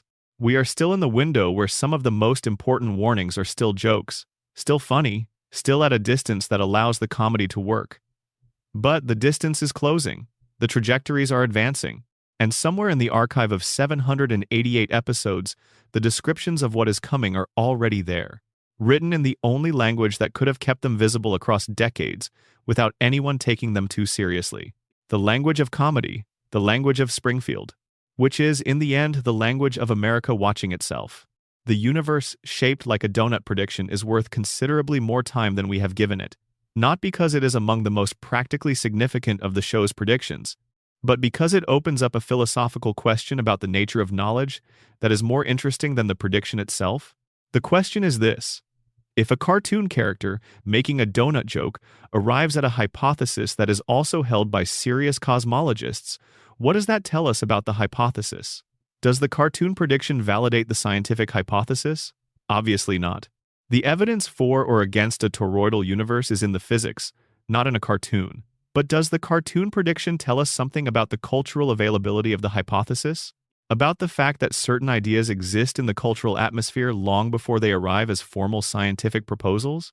This is a genuine and interesting question. The history of science is full of cases in which ideas that seem radically new when they arrive as formal scientific proposals turn out to have been floating in the cultural and intellectual atmosphere for years or decades beforehand. The idea becomes thinkable before it becomes formal. It exists as intuition, as metaphor, as joke, before it exists as hypothesis. The donut universe joke may be exactly this kind of case. Not a prediction in the sense of an extrapolation from known physics, but a case in which an idea that was already available in the cultural atmosphere, that was thinkable in the late 1990s, found its way into a cartoon joke before it found its way into a formal cosmological proposal. If that is right, and it is speculative but not unreasonable, then the cartoon is not predicting the science. The cartoon is reflecting a cultural moment in which a certain kind of question was becoming thinkable. The science and the cartoon are both responses to the same underlying cultural readiness for a particular kind of idea. That is a more interesting explanation than simple coincidence, and it is more interesting than prophecy. It suggests that the Simpsons' predictions are, in many cases, not predictions at all. They are cultural thermometers. They measure the temperature of the cultural moment in which they were made. And when they align with future developments, the alignment tells us something about the cultural moment in which those future developments were made possible. A question that is thinkable in a cartoon in 1999 is a question that the culture was ready to think. And if the culture was ready to think it in a cartoon, it was probably ready to think it in a laboratory. The only difference is the speed at which the thinking moved from the cultural atmosphere to the formal scientific context. The Simpsons moves fast. It moves at the speed of comedy writing, which is quick and opportunistic and responsive to whatever is in the cultural atmosphere at the moment of creation. Science moves more slowly, with the procedural caution of a discipline that requires evidence and peer review and the slow accumulation of consensus. But both the cartoon and the science are drawing on the same cultural atmosphere. Both are responding to the same readiness for certain ideas. And when they produce similar results, the similarity tells us something about the moment they shared, even though they arrived at their results by very different processes and at very different speeds. This is a more sophisticated version of the explanation for all the Simpsons predictions, not just statistical coincidence, not just smart people extrapolating from present trends, but something more like cultural intelligence, the ability to sense what is thinkable in a given moment and to express that thinking in the medium available. The Simpsons is extremely good at sensing what is thinkable. It has been good at this for 36 years, and the predictions are the record of what was thinkable in Springfield, in each successive season, about where the world was going. Some of those thinkings turned out to be accurate about where the world actually went. That accuracy is the evidence that the show's cultural intelligence was real, that the thermometer was calibrated, that what was thinkable in Springfield was also thinkable in the wider world, and that the wider world eventually thought it to its conclusion. The universe shaped like a donut is a beautiful example of this because it is so improbable. Of all the shapes a universe might be, a donut shape is one of the funnier ones. And yet it is a legitimate possibility, and a cartoon character in Springfield arrived at it as a punchline before cosmologists were formally discussing it in papers. That is not a coincidence. That is the cultural atmosphere doing its work. Ideas propagate through a culture before they arrive in their formal guise. And a show that is embedded in the cultural atmosphere, that is watching and absorbing and expressing what is in the air, will sometimes surface those ideas before the formal disciplines do. The donut universe is Springfield's contribution to cosmology. Informal, comedic, and probably not rigorous, but thinkable. And in the Republic of Ideas, being thinkable is the first step to being thought. Let the universe be a donut, just for a moment. Let it curve back on itself in the way that donuts do. Let the beginning and the end connect in a structure that is both finite and, in a sense, endless. There is something restful in that image. A universe with no edge. A universe where if you travel far enough in any direction, you eventually return to where you started. That is also a description of The Simpsons. A story with no edge. A story where the beginning keeps returning, where Homer keeps stumbling and recovering, where the family keeps finding its way back to the couch, where the credits keep rolling and the beginning keeps beginning. A donut universe? A Springfield loop? Maybe they are the same thing. Let the thought curl back on itself. Let the beginning approach. The corporate predictions are perhaps best understood through the lens of one specific dynamic that the show depicted with unusual clarity, and that has become, in the decades since, one of the defining features of the American economic landscape. The dynamic is this: when a company becomes large enough, it acquires the ability to externalize costs in ways that smaller companies cannot. It can pay wages too low for employees to survive on without government assistance, and the government assistance becomes a subsidy to the corporation. It can pollute in ways that impose costs on communities rather than on the corporation itself, and those costs become invisible in the corporation's financial statements while being very visible in the health outcomes of the communities bearing them. It can influence the regulatory processes that are supposed to constrain it through lobbying and political donations and the revolving door between industry and government, and the influence transforms the regulatory environment from a constraint into a tool. The Simpsons understood this dynamic deeply. It depicted it through Burns and the power plant, repeatedly and from multiple angles, across its entire run. The power plant externalizes its costs onto Springfield. The contamination is real but invisible. The political influence is real but operates through channels that are difficult to see.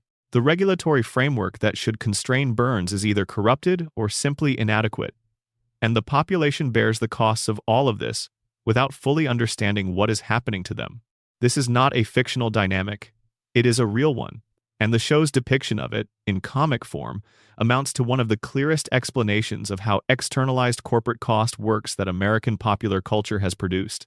Not because it uses the technical vocabulary of economics, because it shows you what the dynamic looks like from the inside, from the perspective of the people who are paying the externalized costs without knowing they are doing so.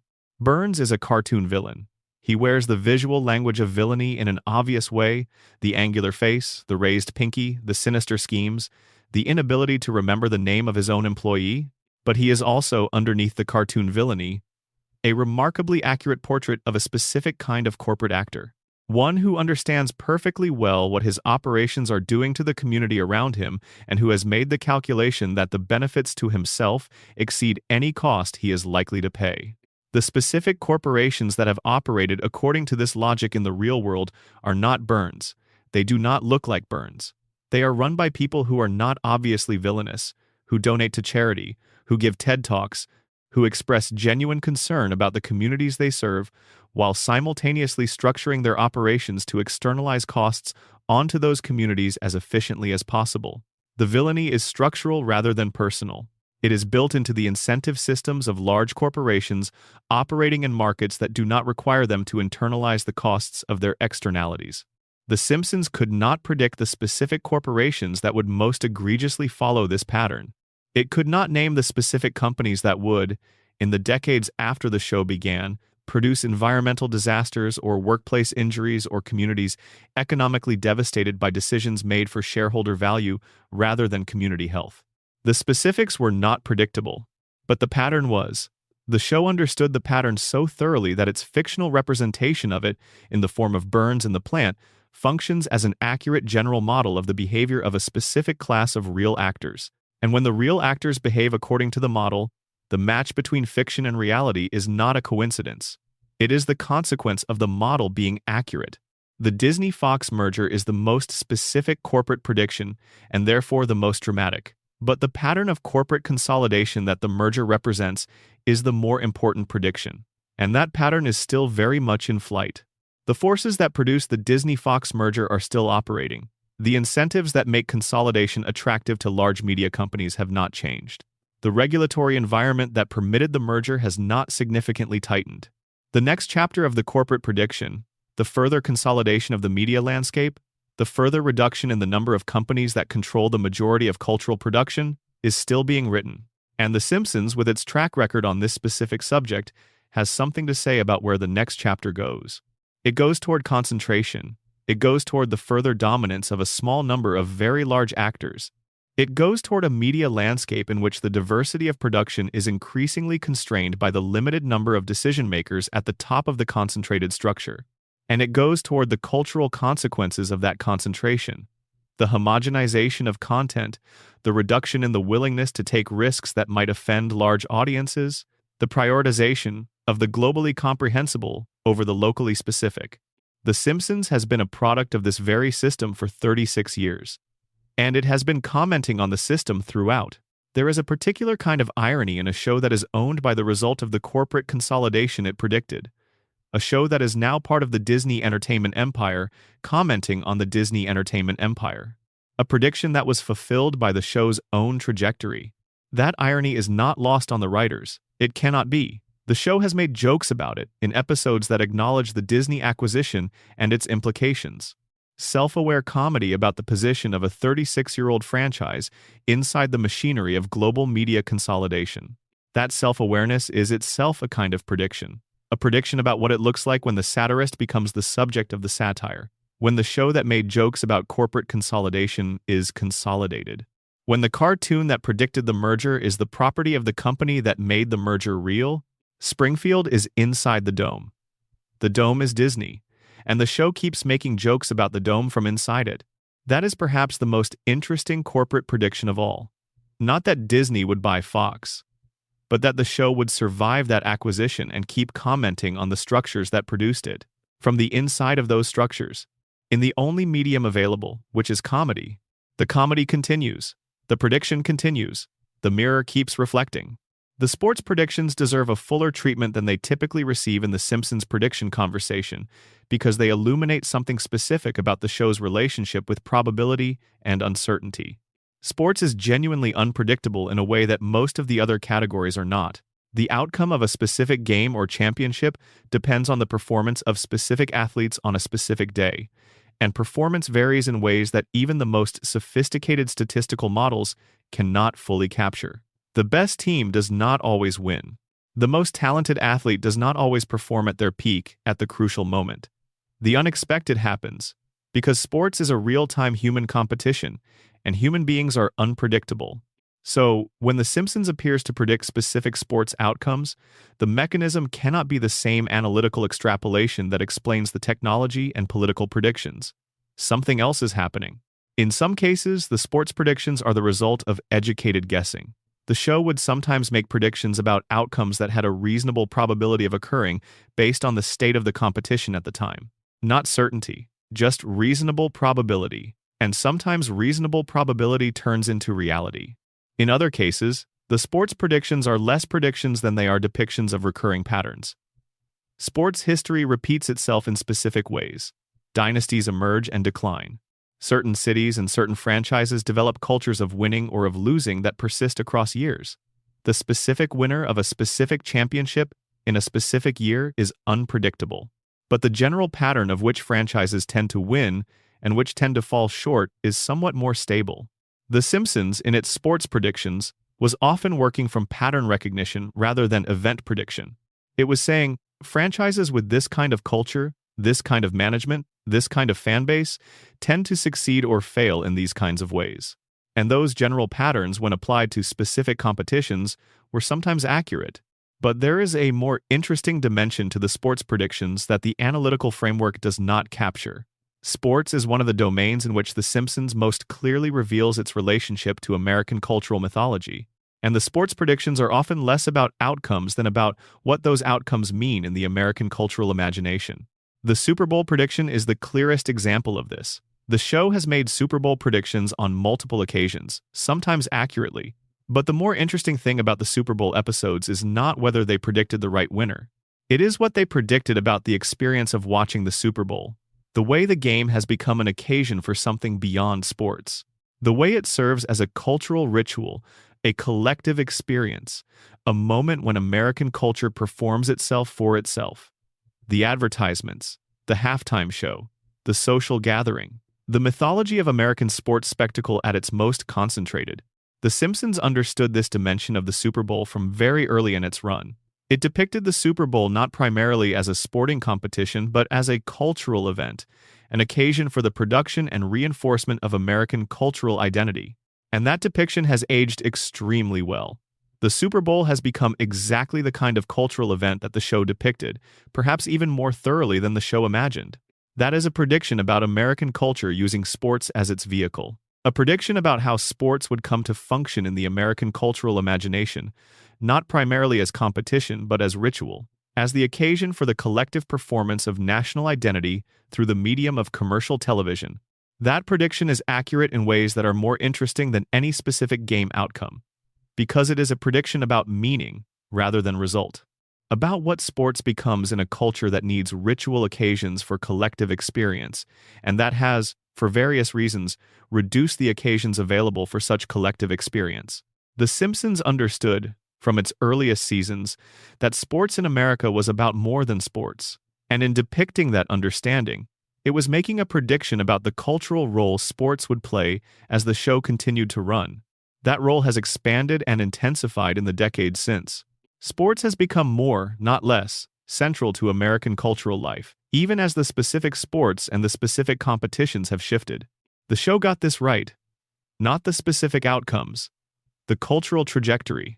The way sports was going to matter in America, beyond the games themselves, as a vehicle for something larger and more complex than athletic competition. That is the real sports prediction of The Simpsons. And it has been accurate from the beginning. The political predictions deserve a specific additional discussion of the show's relationship with the concept of political satire itself. Because The Simpsons is not just a show that makes political observations. It is a show that has thought carefully about what political satire can and cannot do. And that thinking is itself a kind of political prediction. The show has depicted in various episodes the limits of political satire as a force for change. It has shown characters who understand perfectly well that their political situation is unjust and absurd, who can articulate that understanding with clarity and wit, and who nonetheless remain in their unjust and absurd situation because articulating the problem is not the same as solving it. This is a prediction about the role of comedy in political life that has proved accurate across the decades of the show's run. The golden age of political satire in American entertainment, the period from roughly the 1990s through the 2000s and 10s, produced an enormous amount of intelligent and accurate political commentary. The Daily Show, The Colbert Report, the various late-night programs that became vehicles for political analysis disguised as comedy, and for all that satirical output, the political problems being satirized continued to develop in the directions the satire was identifying.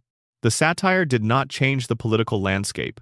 It described the political landscape. And The Simpsons, from a very early point in its run, seemed to understand that this would be its role. Description rather than prescription. Documentation rather than transformation. There is a quality in the best Simpsons political episodes that is worth naming. They are not hopeful. They are not cynical either, exactly. They are realistic, in a specific and calibrated way.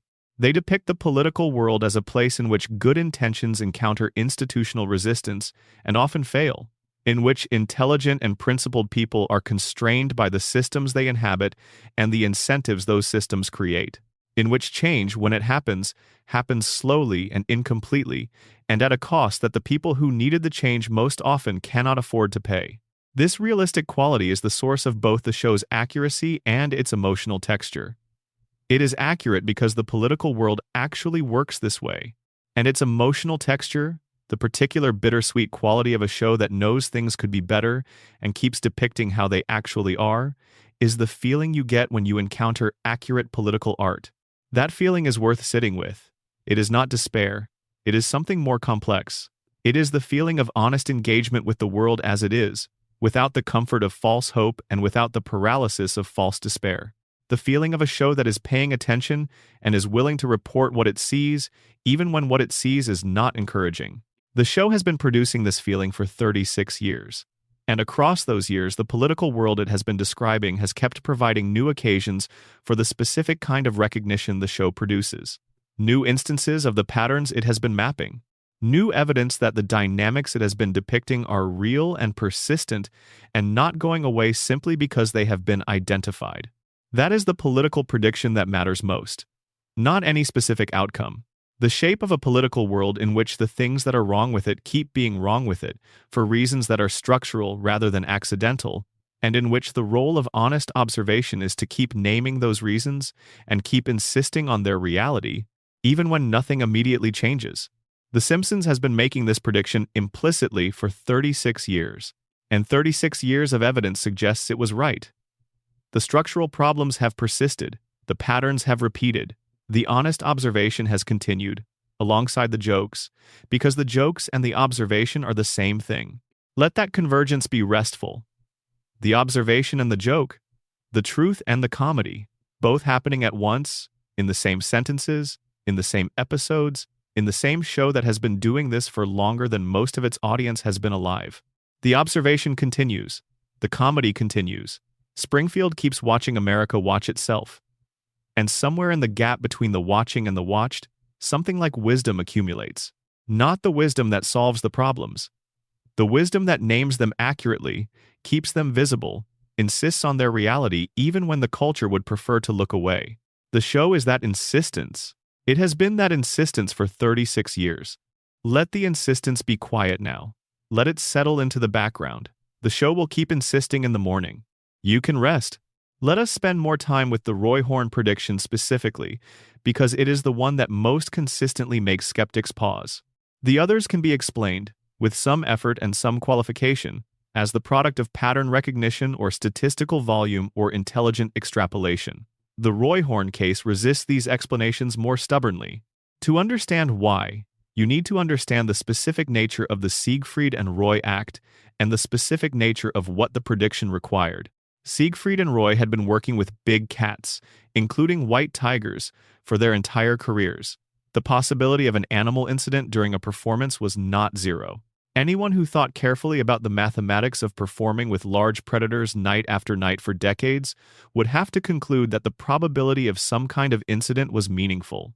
So, the prediction that something would go wrong during a performance involving a white tiger is, in that sense, not a remarkable one. What makes the Roy Horn case remarkable is the specificity. The white tiger specifically, the performance context specifically, the attacker and the victim in their specific roles. These are not things that follow from the general probability of an animal incident. They are specific details that match in ways that exceed what general probability would predict. The Simpsons could have depicted the Magic Act incident in any number of ways. The animal could have escaped, the animal could have attacked an audience member, the incident could have happened backstage or in training rather than during a performance. The comedy of the prediction could have been achieved through any version of the general theme of performers being endangered by the animals they work with. But the specific version the episode chose, a white tiger attacking one of the two principal performers during a performance, is the specific version that materialized. Not approximately, specifically. That specificity is what makes the case interesting. And what makes it interesting is not just the match between the episode and the event, it is the question the match raises about how the match happened. What is the most accurate description of the causal process that produced the match? One possibility is pure coincidence. The episode chose one of many possible versions of the tiger attack scenario, and the one it chose happened to be the one that eventually occurred. Given the many possible versions the episode could have depicted, this is statistically unlikely but not impossible. Another possibility is that the writers, thinking carefully about what a tiger attack on Siegfried and Roy would look like, arrived at the same conclusion about the most likely form of such an attack that reality eventually confirmed. If a tiger attacks during a performance, it is most likely to attack the performer most immediately in contact with it. If that performer is Roy, the attack takes the form depicted in the episode. The prediction in this reading is the result of correct analysis of the most probable form of an already probable scenario. A third possibility is the cultural atmosphere argument we have been developing. The idea that the risk of a specific kind of attack on a specific one of the two performers was already being discussed in the circles of people who followed the act closely, that this specific concern was in the atmosphere of people who thought carefully about the show, and that the Simpsons writers encountered this concern through their networks and incorporated it into the episode as a joke. Any of these possibilities is plausible. The first is statistically unlikely but not impossible. The second requires the writers to have thought more carefully about the specific mechanics of a potential tiger attack than you might expect from a comedy writing room. The third requires an unusual degree of connection between the show's writers and the specific world of Las Vegas magic acts. None of them is a satisfying, complete explanation, which is why the Roy Horn case is, among the Simpsons prediction cases, one of the most genuinely puzzling. It resists the tidy framework. It sits in the uncomfortable zone between coincidence and something else. That zone is not supernatural. I want to be clear about that. There is no supernatural explanation for the Roy Horn prediction that I find more compelling than any of the natural ones. But the natural explanations are all, in their own way, incomplete, and the incompleteness is worth acknowledging rather than papering over with a confident claim that the statistics explain everything. Sometimes the statistics do not explain everything. Sometimes something happened and you cannot fully account for how it happened, and the honest response is to hold the mystery open rather than forcing it into a category it does not fit. The Roy Horn prediction is, for me, one of those mysteries. It is more specific than the statistical framework comfortably accommodates.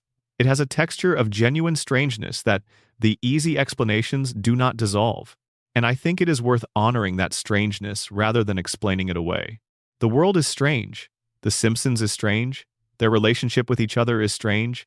And some of the specific cases, the Roy Horn case among them, are strange in a way that resists easy resolution. Let the strangeness be comfortable. Let the mystery be restful rather than alarming. Not every puzzle needs to be solved tonight. Not every coincidence needs a final explanation. Some of them can just sit there, being strange, being interesting, being the thing they are without needing to become the thing we need them to be. The white tiger is in the episode. Roy Horn recovered from his injuries and lived until 2020, 31 years before the prediction ever happened. The show is 36 years old. The mystery is intact. That is enough for tonight. The Harvard Brain Trust theory has a specific implication that is worth exploring more fully. The implication is that the quality of intelligence that produced the Simpsons predictions is, in principle, reproducible. Not by everyone, not easily, but it is not a mystical quality. It is a combination of specific intellectual skills applied to a specific problem with specific tools. This has implications for how we think about forecasting and analysis more generally. The Simpsons was not designed as a forecasting tool. It was designed as a comedy show, but the intelligence it applied to its comedy problem was, as a side effect, productive of accurate predictions. This suggests that a forecasting tool designed to apply the same kind of intelligence deliberately, systematically, and with the specific goal of prediction rather than comedy, might be considerably more accurate than most of the forecasting tools we actually use. What would that look like? It would look like a process that combined deep historical knowledge with quantitative pattern recognition, with systems-level thinking, with the willingness to follow logic wherever it leads without flinching from uncomfortable conclusions. It would require people who were genuinely educated, in the broad sense, not just specialists in narrow domains, but people who could see the connections between apparently unrelated areas of knowledge. And it would require those people to work together in a way that allowed their different kinds of knowledge to interact productively. That is, more or less, a description of the Simpsons writing room at its best. A group of broadly educated people applying diverse kinds of knowledge to the problem of describing the world accurately through the medium of comedy. If you stripped out the comedy and pointed the process at prediction, you would get something like the better forecasting operations that have developed in the intelligence community and in certain corners of the research world. Operations like the Good Judgment Project, which has shown that a relatively small number of people applying rigorous thinking to prediction problems can substantially outperform conventional wisdom and expert consensus. The Simpsons did not produce the Good Judgment Project. It was not trying to. But the intellectual approach that produced the show's predictions has something in common with the approach that produces superior forecasting in more formal contexts. The willingness to be specific, to commit to a prediction rather than hedging in every direction, to follow the logic of the evidence wherever it leads, and to update when the evidence changes. This is interesting as an observation about The Simpsons, but it is also interesting as an observation about intelligence more generally. Intelligence deployed in the service of comedy is, it turns out, also intelligence deployed in the service of accurate description of the world. And accurate description of the world, extended forward in time, is what prediction looks like. The show was not trying to predict, it was trying to describe. The descriptions happened to be accurate enough that they extended forward into events the show had not yet seen. That is not magic. That is the natural consequence of accurate description in a world that moves according to patterns. The patterns hold. The description is accurate. The prediction follows. Not always. Not perfectly. But often enough, and with enough precision, to constitute a track record that should inform how we think about the show and, more broadly, about the value of the kind of intelligence the show embodied. Smart people watching carefully, for a long time, produce accurate descriptions of the world. Those descriptions, extended forward, produce predictions. Some of those predictions are more accurate than anything formal forecasting has produced. That is the lesson of the Simpsons brain trust. It is also a lesson about education, about the value of broad learning, about the importance of institutions that produce people who can think across domains and follow logic wherever it leads. The Simpsons writing room was not an accident. It was the product of specific educational institutions making specific choices about what to teach and how to teach it. And those choices produced people who were, among other things, capable of writing a cartoon that would prove to be one of the most accurate chronicles of American cultural development in the history of the medium. That is worth thinking about. Not tonight necessarily. Tonight is for rest. But someday, at a moment when you are awake and alert and ready to think about why certain kinds of intelligence matter, The Simpsons Brain Trust is a useful case study. For now, let the intelligence rest. Let the predictions settle into their various states of resolution. Let the writing room fall quiet. The writers have done their work. The episodes are in the archive. The predictions are on the record. You can sleep. The still open predictions have a particular quality when you approach them in the right frame. They are not threats. They are not alarms. They are just trajectories. Lines that are moving towards something. And knowing that a trajectory exists is very different from knowing that the thing it is moving toward is unavoidable. The artificial intelligence predictions are in this category. The show has depicted, in various episodes, a world in which automated systems have taken on roles previously performed by humans in ways that produce unexpected social consequences. The consequences depicted are not uniformly negative. The show is not a Luddite document. It does not simply argue that technology is bad and that human workers should be protected from it at all costs. What it depicts is more nuanced. It depicts the specific way in which technological change tends to distribute its benefits and its costs unevenly. The benefits going to those who own the technology and to the consumers who can afford to use it effectively. The costs falling on those whose labor the technology displaces and who lack the resources to adapt quickly to a changed economic environment.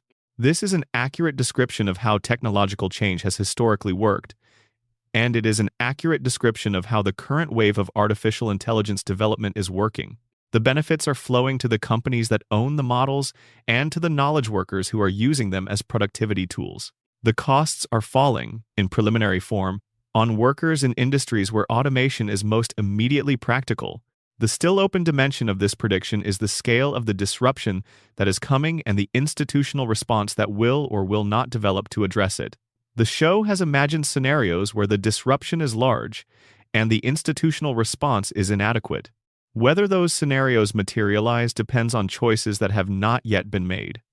Political choices, economic choices, technological choices. The choices of specific people in positions of power over how the technology will be designed and deployed, and what the social contract around it will look like. Those choices are still open. The prediction is still in flight, and the fact that it is in flight is, in a way, the most important thing about it, because it means the outcome is not yet determined. The trajectory is visible, but trajectories can be altered. The Simpsons understood this too. The show has depicted scenarios where communities successfully resist harmful technological or corporate developments, where organized action produces policy changes that alter the otherwise inevitable course of institutional behavior. where the individual and collective agency of ordinary people turns out to matter after all? These are not the episodes that get cited as predictions. They are the episodes that imagine better outcomes than the trajectory suggests. The episodes that take the understanding of how the world works and use it not to resign, but to imagine the form that resistance and change might take. The still open predictions sit alongside these episodes of imagined better outcomes. The trajectory is visible, the destination is not yet reached. And between now and the destination, there are choices to be made and possibilities to be realized and futures to be chosen. The Simpsons has been depicting all of these dimensions of the American situation for 36 years. The trajectory toward the dystopian scenario and the trajectory toward the better one. The forces that produce the bad outcomes and the forces that resist them. The institutional failures and the individual acts of resistance and courage that sometimes, not always, but sometimes, produce different results than the trajectory predicted. That is the full picture. Not the headline predictions, which are about trajectories moving toward bad outcomes. The full picture includes the episodes where Springfield found a different way, where Homer did the right thing despite every incentive not to, where Lisa's persistence paid off, where the community, despite its structural tendency toward collective denial, found a moment of genuine recognition and acted on it. Those episodes are also part of the prediction record. They are predictions about what is possible, about the range of outcomes that the human situation allows, about the fact that the future, for all that it can be traced and anticipated, is not determined. The still open predictions are the invitation to hold that space, the space of possibility, the space where the trajectory is visible but the destination is not yet fixed, where what happens next depends on what people choose to do with the information they have available to them. The Simpsons has been providing that information for 36 years. In the form of comedy, in the form of stories about a family that keeps finding its way through situations that should defeat it, in the form of jokes that contain accurate observations about where the world is going and what might be done about it. The invitation is still open. The space of possibility is still there. What happens next is not yet written, even in Springfield. Even in Springfield, some things are still open. The mirror metaphor that we have been developing across this narration deserves one more dimension before we close. The dimension of what it means that America has been looking into the Springfield mirror for 36 years. There is a psychological phenomenon that occurs when people look at themselves in a mirror for an extended period.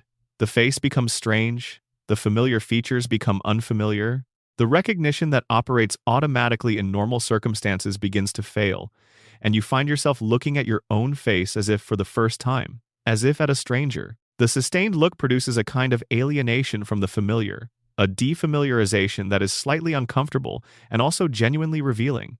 America looking at Springfield for 36 years has produced something like this. The sustained look has produced a kind of collective self-knowledge that the individual glances of any single season or any single episode could not have achieved. The longer you look, the more the patterns become visible. The longer you watch, the more the structural features of American life emerge from the comic noise. And here is the strange thing. The defamiliarization does not make Springfield less comfortable. It makes it more comfortable. In a specific way, the comfort that comes from being seen accurately, the comfort of a representation that does not flatter but does not distort. That takes the thing as it is and makes it legible. That says, yes, this is what it is like, this is how it works, this is where the weight falls and where the lightness lives, and how the two coexist in the same households, on the same streets, in the same impossible town. Springfield is comfortable because it is honest. And its honesty is the source of its predictions. And the predictions are the evidence that the honesty was real. The show has been keeping faith with something across 36 years, not with any particular political agenda, not with any particular ideology or vision of what America should be, but with the effort to see clearly, to describe accurately, to follow the logic wherever it leads, and report what you find there, in the medium of comedy.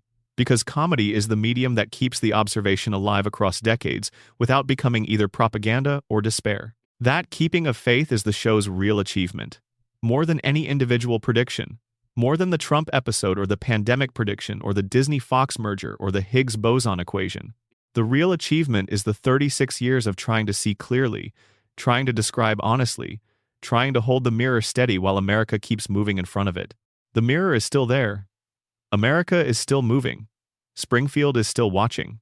And somewhere in the archive of 788 episodes, the accumulated record of 36 years of careful observation is sitting, waiting for whoever comes next to find what they need in it.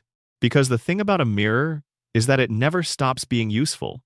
You can put it down, you can look away, but when you need it again, when you need to see yourself clearly, when you need the defamiliarization that honest art produces, it is still there. The Simpsons will still be there. The family is on the couch. The television is on. Homer is laughing at something he does not understand. Marge is worrying about something she cannot fix. Bart is planning something that will not quite work out the way he imagines. Lisa is reading something that changes how she sees everything. And Maggie is watching all of it, in her silence, waiting.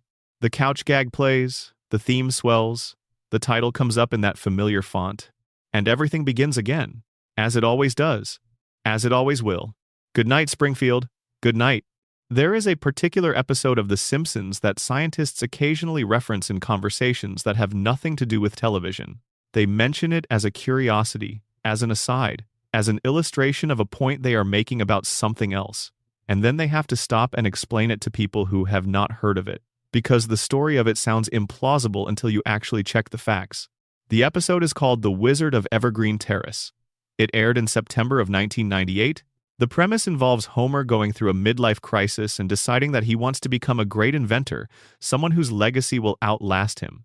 In pursuit of this ambition, Homer fills a blackboard in his garage with equations. He draws diagrams.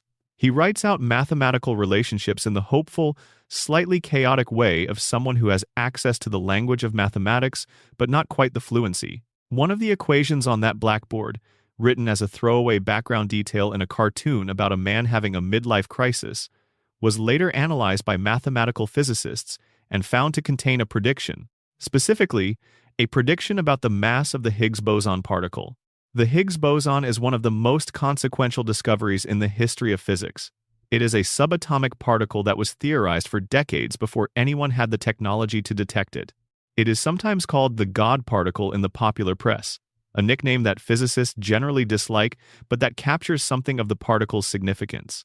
It is a fundamental component of the standard model of particle physics, the framework that describes the basic building blocks of matter and the forces that govern how they interact.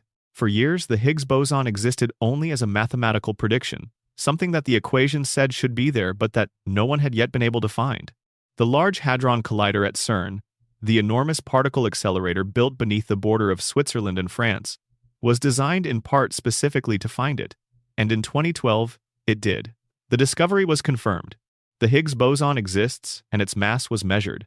That measured mass was consistent with what a background equation on a cartoon blackboard had suggested 14 years earlier.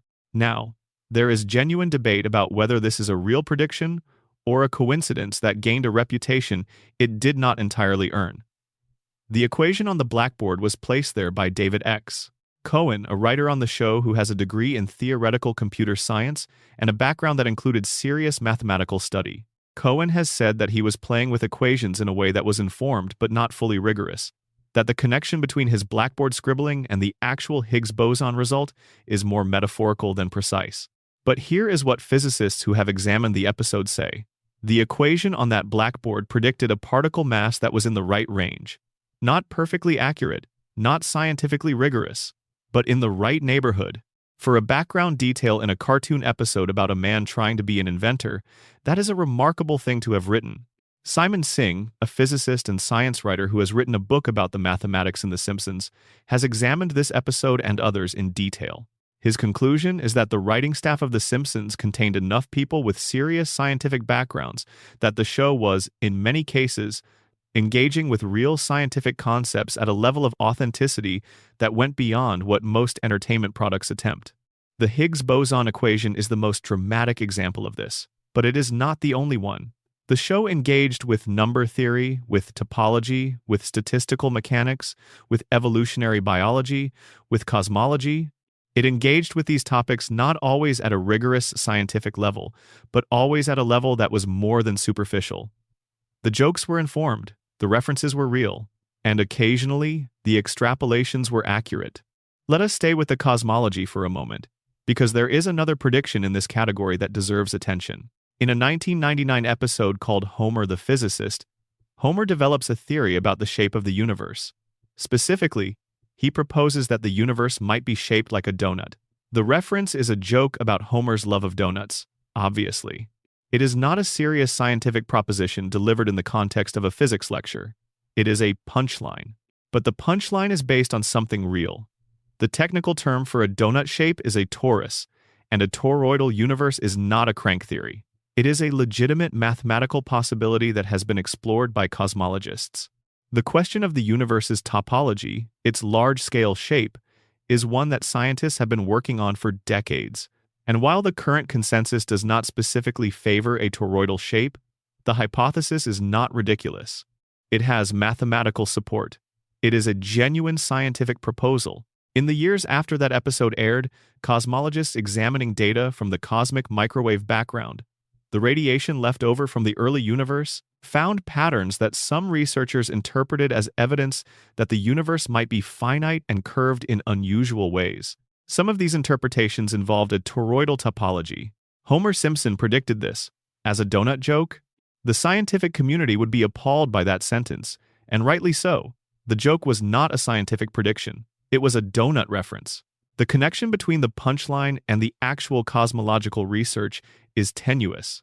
But the fact that a cartoon character's donut joke lands anywhere in the vicinity of a genuine scientific hypothesis about the shape of the universe is strange enough to be worth noting. The space predictions as a category are perhaps the most fascinating of all, because they connect most directly to the aspirations and anxieties of a specific historical moment. The Simpsons began in the late 1980s, when the American space program was in a complicated place. The Challenger disaster of 1986 was fresh. The moon landings were receding into history. The space shuttle program was operational but was not inspiring the public the way the Apollo missions had. The American relationship with space exploration was ambivalent, nostalgic, and uncertain about its future direction.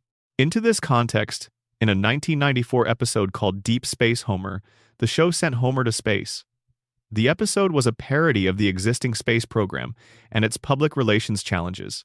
It depicted NASA launching Homer specifically as a PR strategy to make the space program interesting to the public. Again, a move that satirized the agency's real concerns about declining public engagement.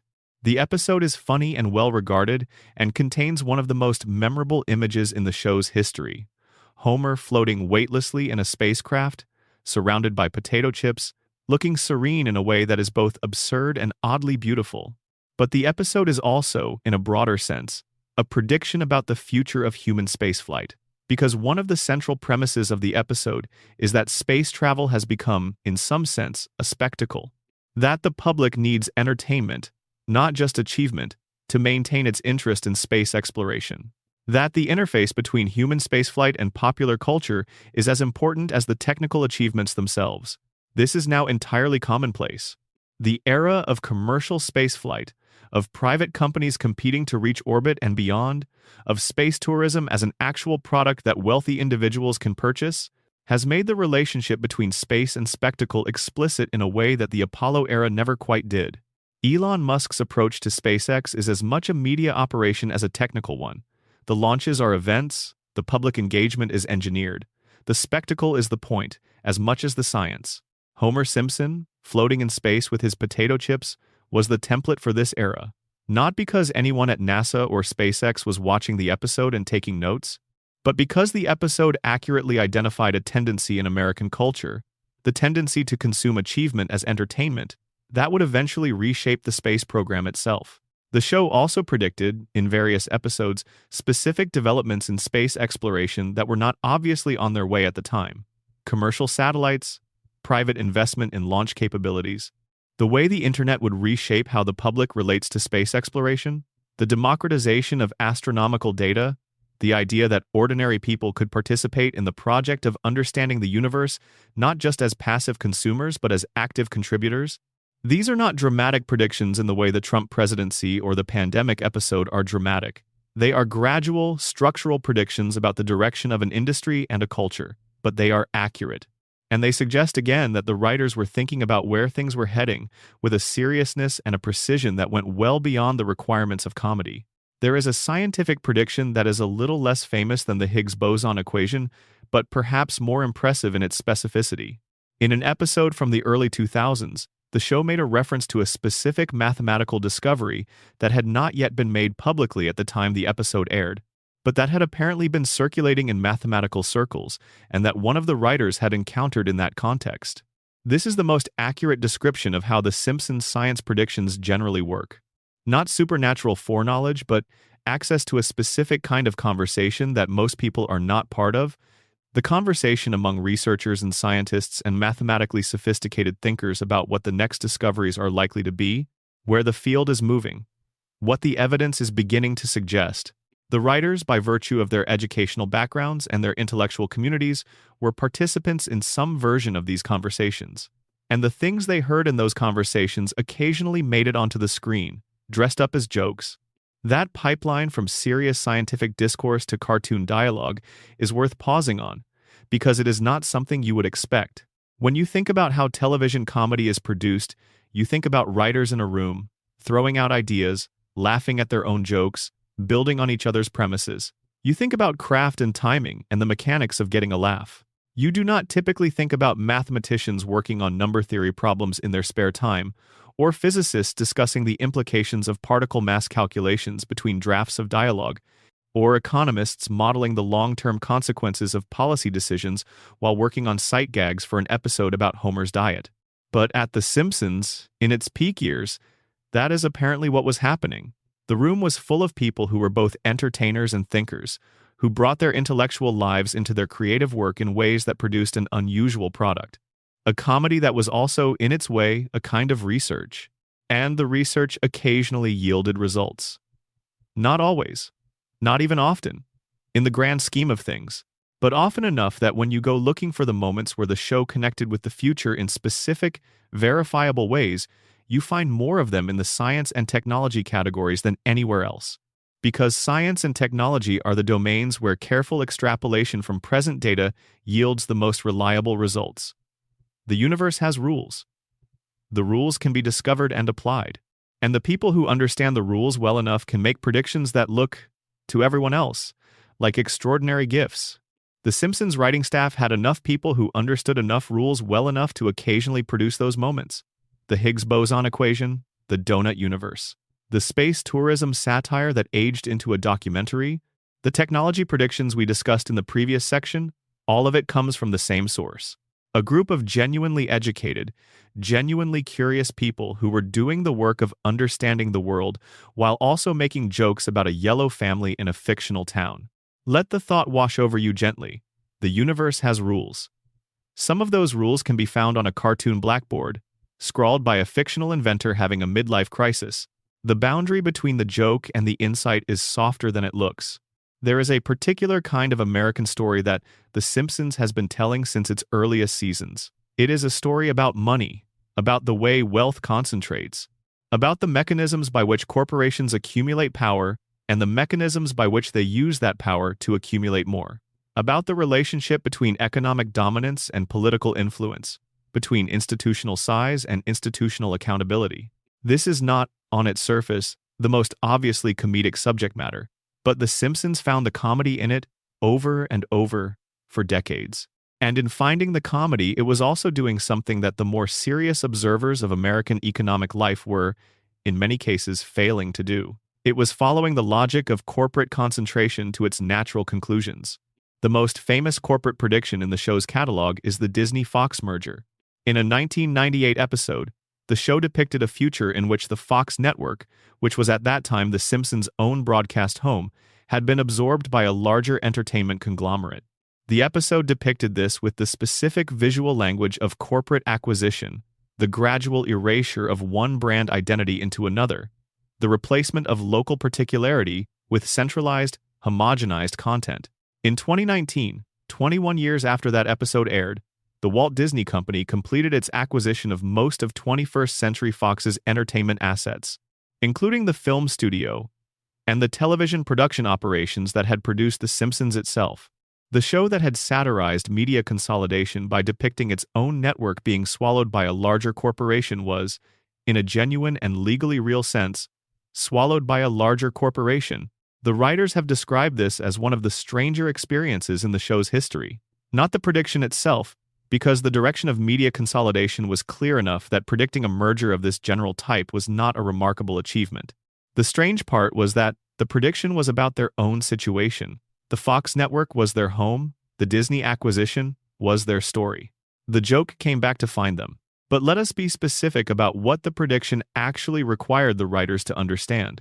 In 1998, the major entertainment companies were large, but they had not yet reached the scale that Disney would achieve by 2019. The logic of the prediction required the writers to understand not just that media consolidation was happening, but that it would accelerate, that the regulatory environment would remain permissive enough for it to continue, that the economic incentives would keep pushing in the direction of fewer, larger companies. That the endpoint of the trend they were observing in 1998 was a world in which a small number of enormous corporations controlled the vast majority of entertainment production and distribution. That is what the prediction required.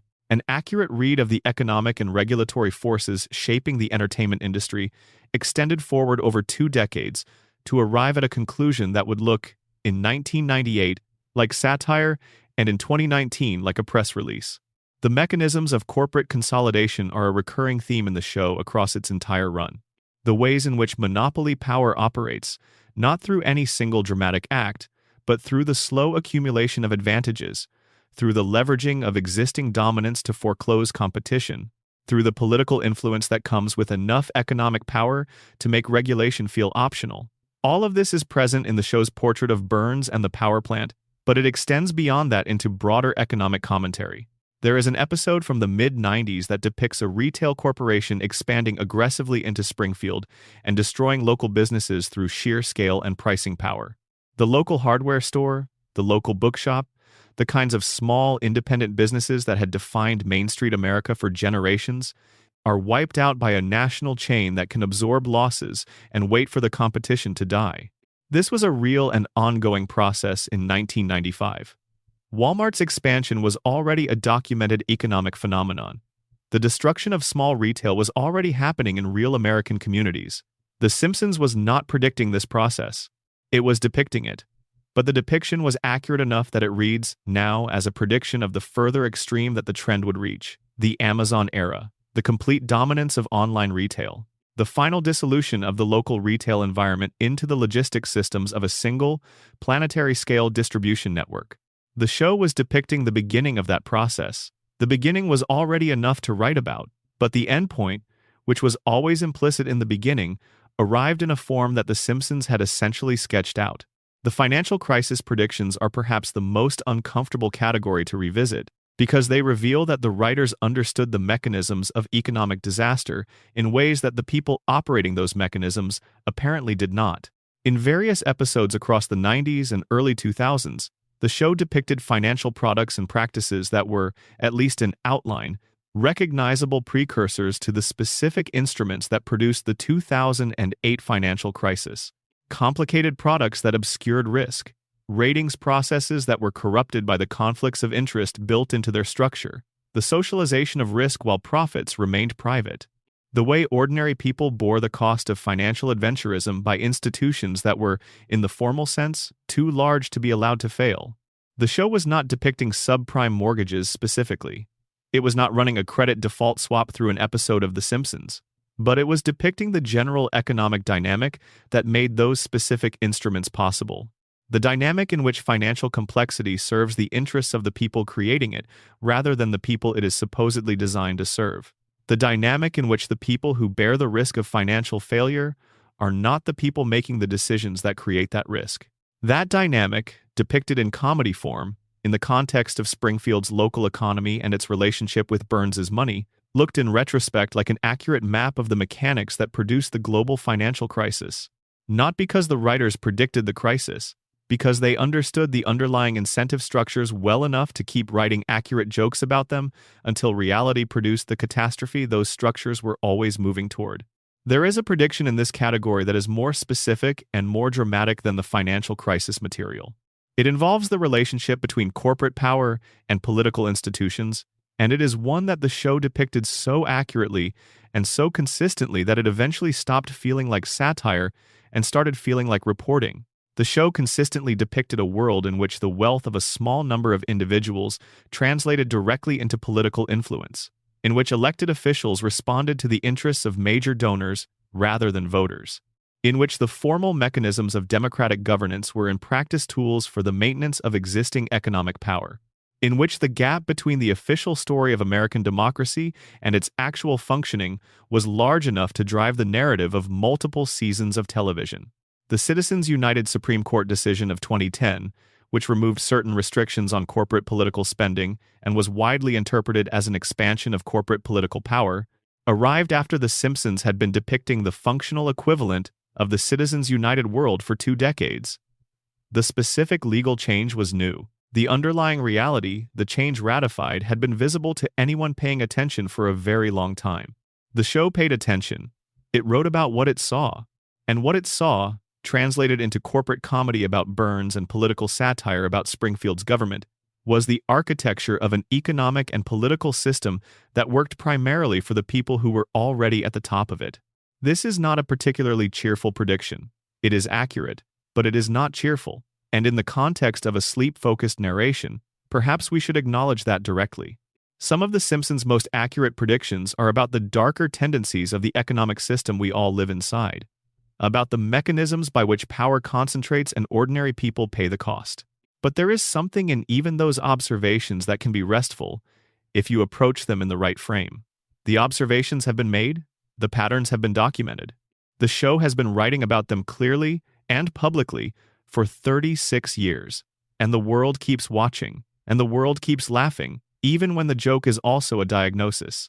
There is a kind of peace in that, in the idea that the things that are wrong are at least visible, that they have been seen and named and turned into art, that the cartoon version of the financial crisis and the corporate consolidation and the political corruption is out there, encoded in 788 episodes, permanently available as both entertainment and evidence. You do not have to solve those problems tonight. You just have to let the narration continue, and let your breathing slow, and let the economic history of Springfield settle into the background of your mind like the distant sound of a television playing in another room. The corporate predictions are dense and substantial and interesting, but they are also, at this hour, just stories, just patterns, just the record of a group of smart people watching a world move in predictable directions and writing jokes about where it was going. Let the jokes do their work. Let the corporate takeovers of Springfield echo softly in the background. Let the economic predictions land gently, like leaves. This is where the fun ones live, because not every Simpsons prediction is about the structure of power or the direction of civilization. Some of them are just about famous people and sports and the strange things that happen in the world of entertainment. And those ones, while not carrying the weight of the political or technological predictions, are in some ways the most enjoyable, because they land with a specificity that makes you laugh even as they make you slightly uncomfortable. The Cypress Hill story is one of my favorites to tell, because it is so specific and so absurd, and because the gap between the joke and the reality is long enough that the arrival of the reality feels almost dreamlike. In a 1996 episode called Homer Palooza, Springfield hosts a traveling music festival. It is a Lollapalooza parody, set in the period when alternative music festivals of that kind were at the peak of their cultural influence. Various musical acts appear.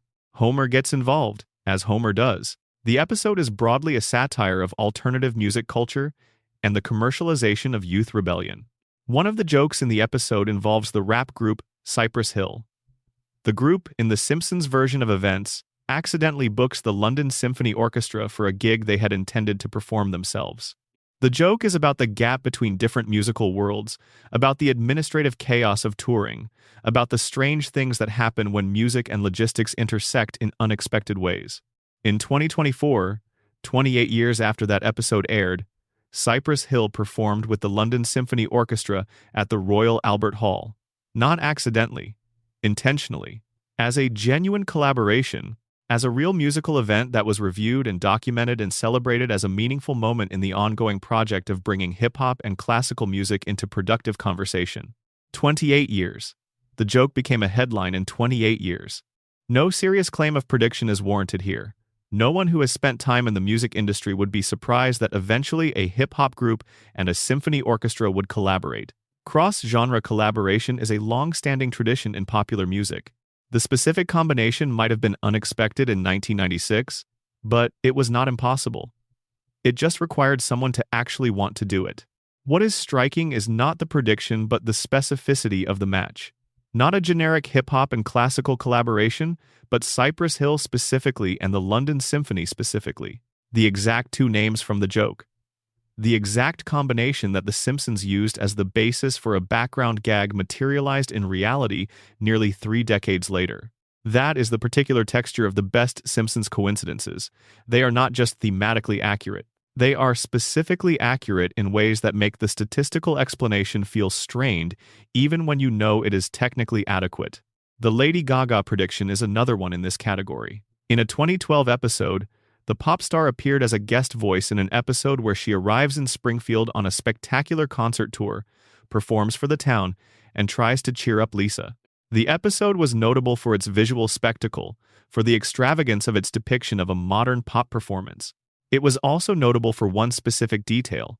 In the episode, Gaga performs while suspended from wires above the audience, in a harness, flying through the arena while singing. This was a Simpsons episode from 2012. In 2013, Lady Gaga's actual Super Bowl halftime performance. No, wait. Let me be more precise. In various performances across her subsequent concert tours, particularly her Chromatica Ball tour, Lady Gaga performed with exactly the kind of aerial staging depicted in the Simpsons episode. Suspended above the audience, moving through space while singing, the visual was almost identical. Again, aerial staging is not a new concept in concert performance. Artists had been using harnesses and flying rigs for years before the Simpsons episode. The prediction is not that Lady Gaga would be the first person to fly during a concert. The prediction is that she specifically, with her specific visual aesthetic and her specific commitment to theatrical spectacle, would continue and expand that kind of staging in her subsequent work. That required the writers to understand Lady Gaga's artistic identity well enough to project it forward, to understand what kind of performances she would want to give as her career developed, to see, in the performer as she existed in 2012, the performer she was becoming.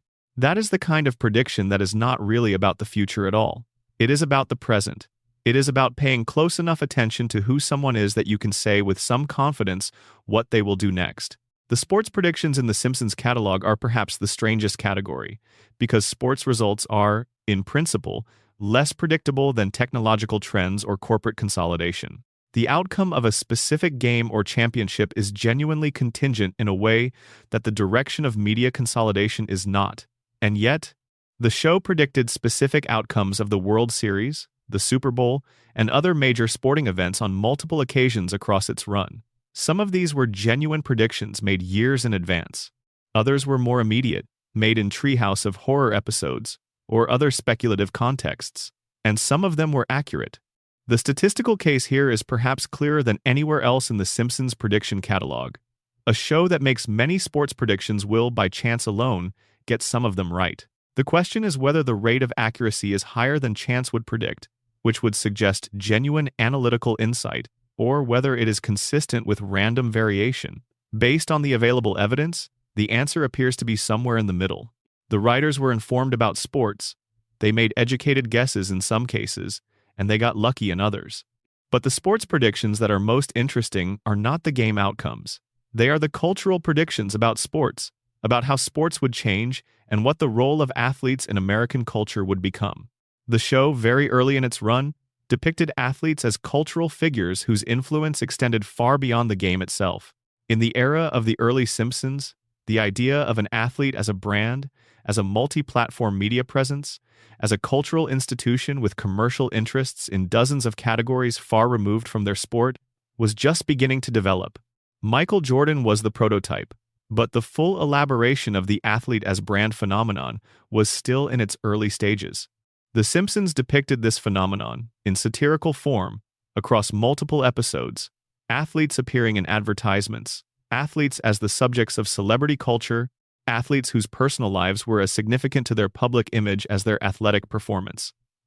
Athletes who were, in a meaningful sense, entertainment properties rather than just sports competitors. This is now entirely the norm. The most prominent athletes in American and global culture are multi-platform brands whose commercial operations dwarf their actual sporting income. The line between athlete and entertainer has blurred to the point of irrelevance in many cases, and the show depicted this direction of travel clearly, from a moment when it was still unusual enough to be satirical, forward to a world where it is the baseline expectation. The celebrity predictions are perhaps the most comfortable category to sit with because they are the least consequential. Nobody's life gets meaningfully worse because The Simpsons happened to predict that a specific pop star would perform with aerial staging. The stakes are low, the fun is high, and there is genuine pleasure in the low-stakes version of the phenomenon.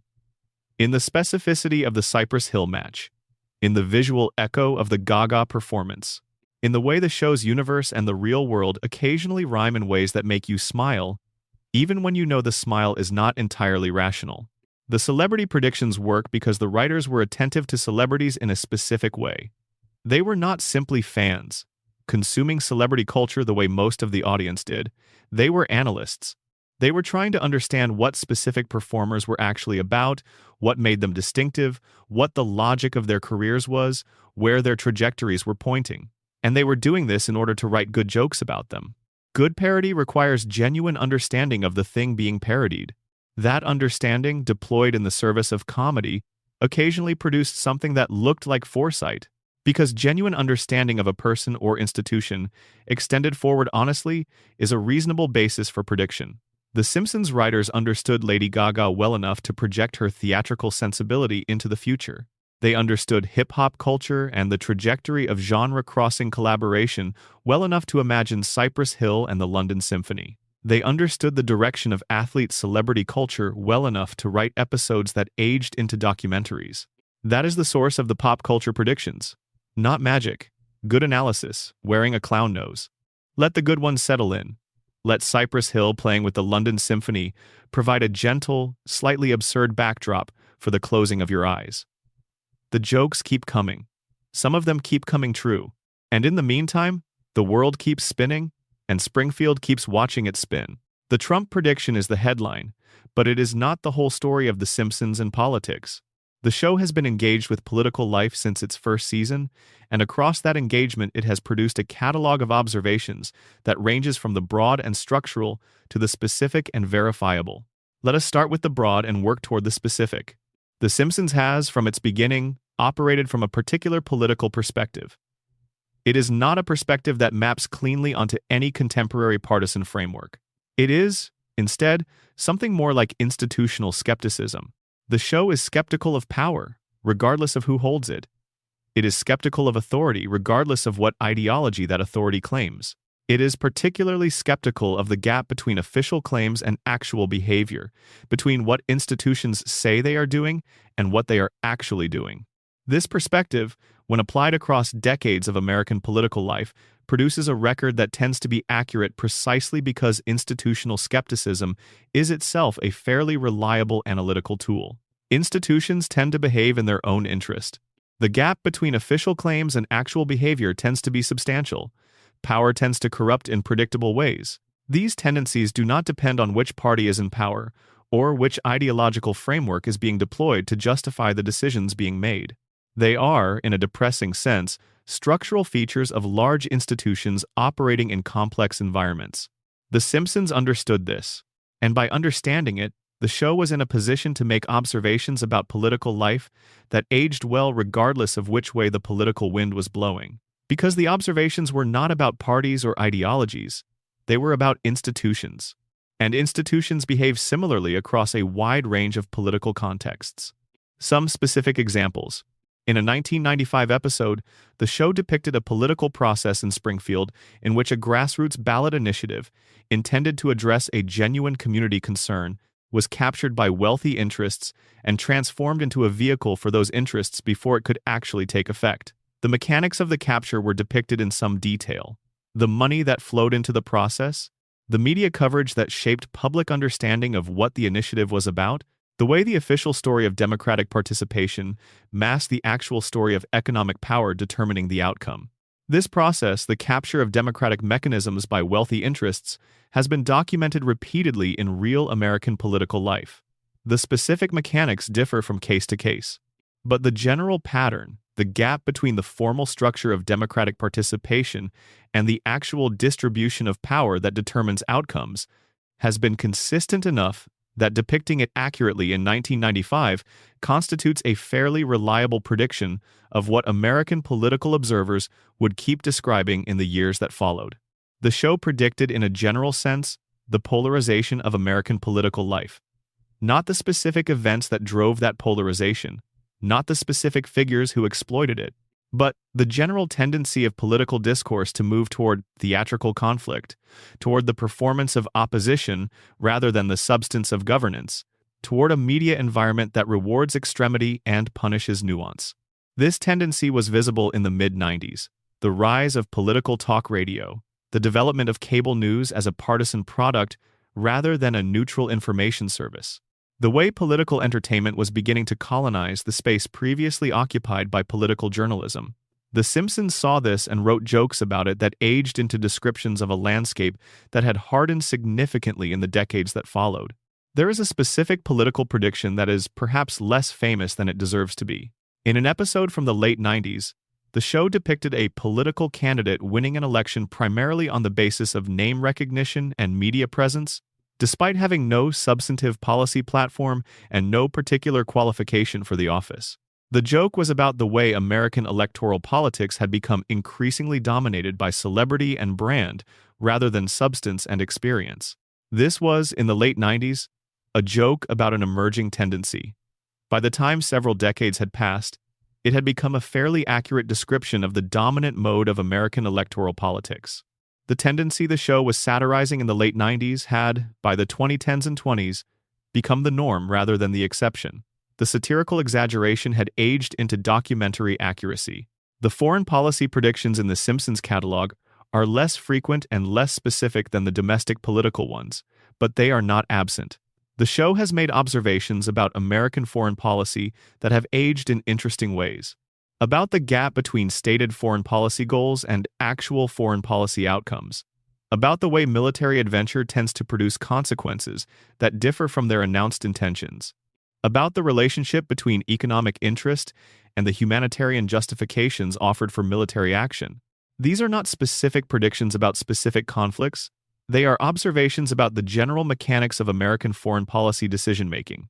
And those mechanics have been consistent enough across enough administrations and enough conflicts that the observations function as predictions simply by virtue of being accurate about the underlying structure. The show also engaged, in various episodes, with the phenomenon of political scandal in ways that turned out to be relevant to specific events that had not yet occurred.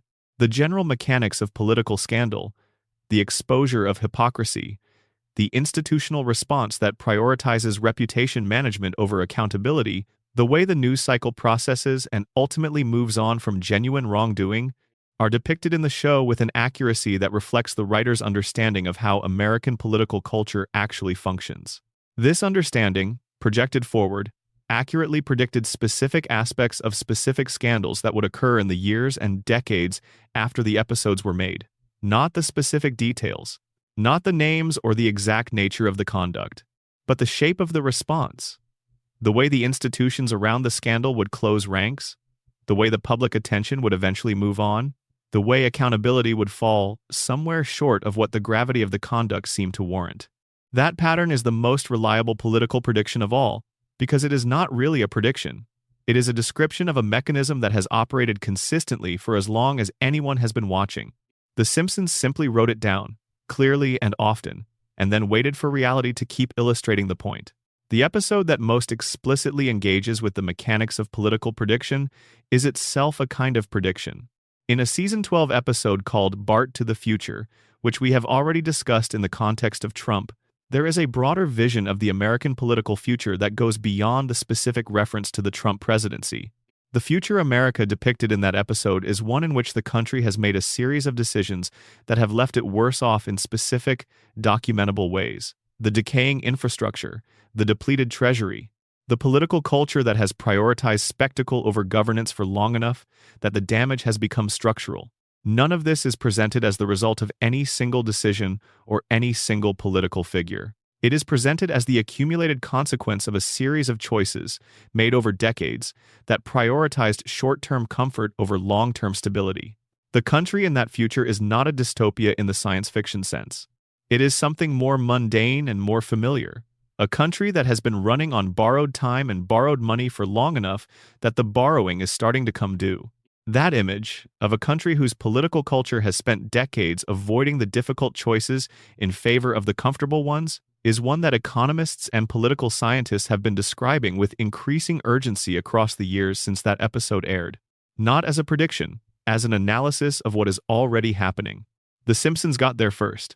Because the writers were looking at the same evidence the economists and political scientists would eventually look at, through the specific lens of comedy, and arriving at the same conclusions, the political predictions, taken as a whole, are the category that most clearly reveals the show's fundamental nature.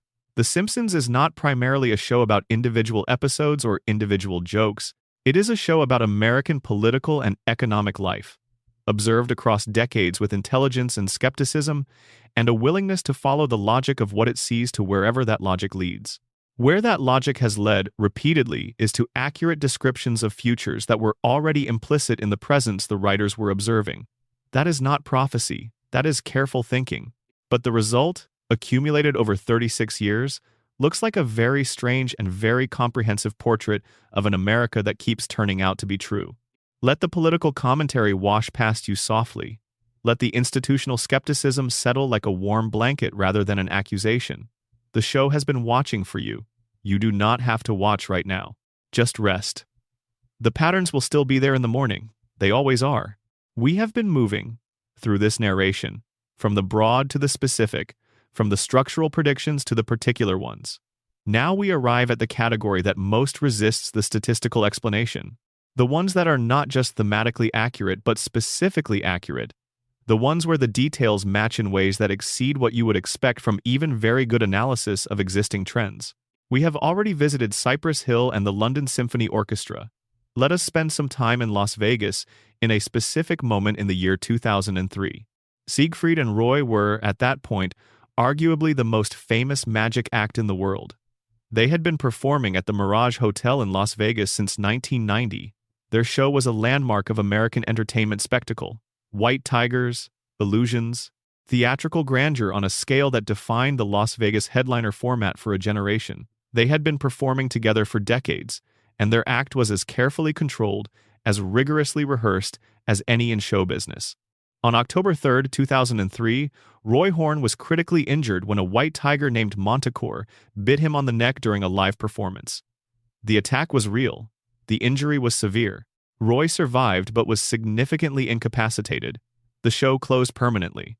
In a 1993 episode of The Simpsons called Springfield, which aired 9 years before the actual attack, the show depicted a Las Vegas magic act involving two performers who were very clearly intended as parodies of Siegfried and Roy.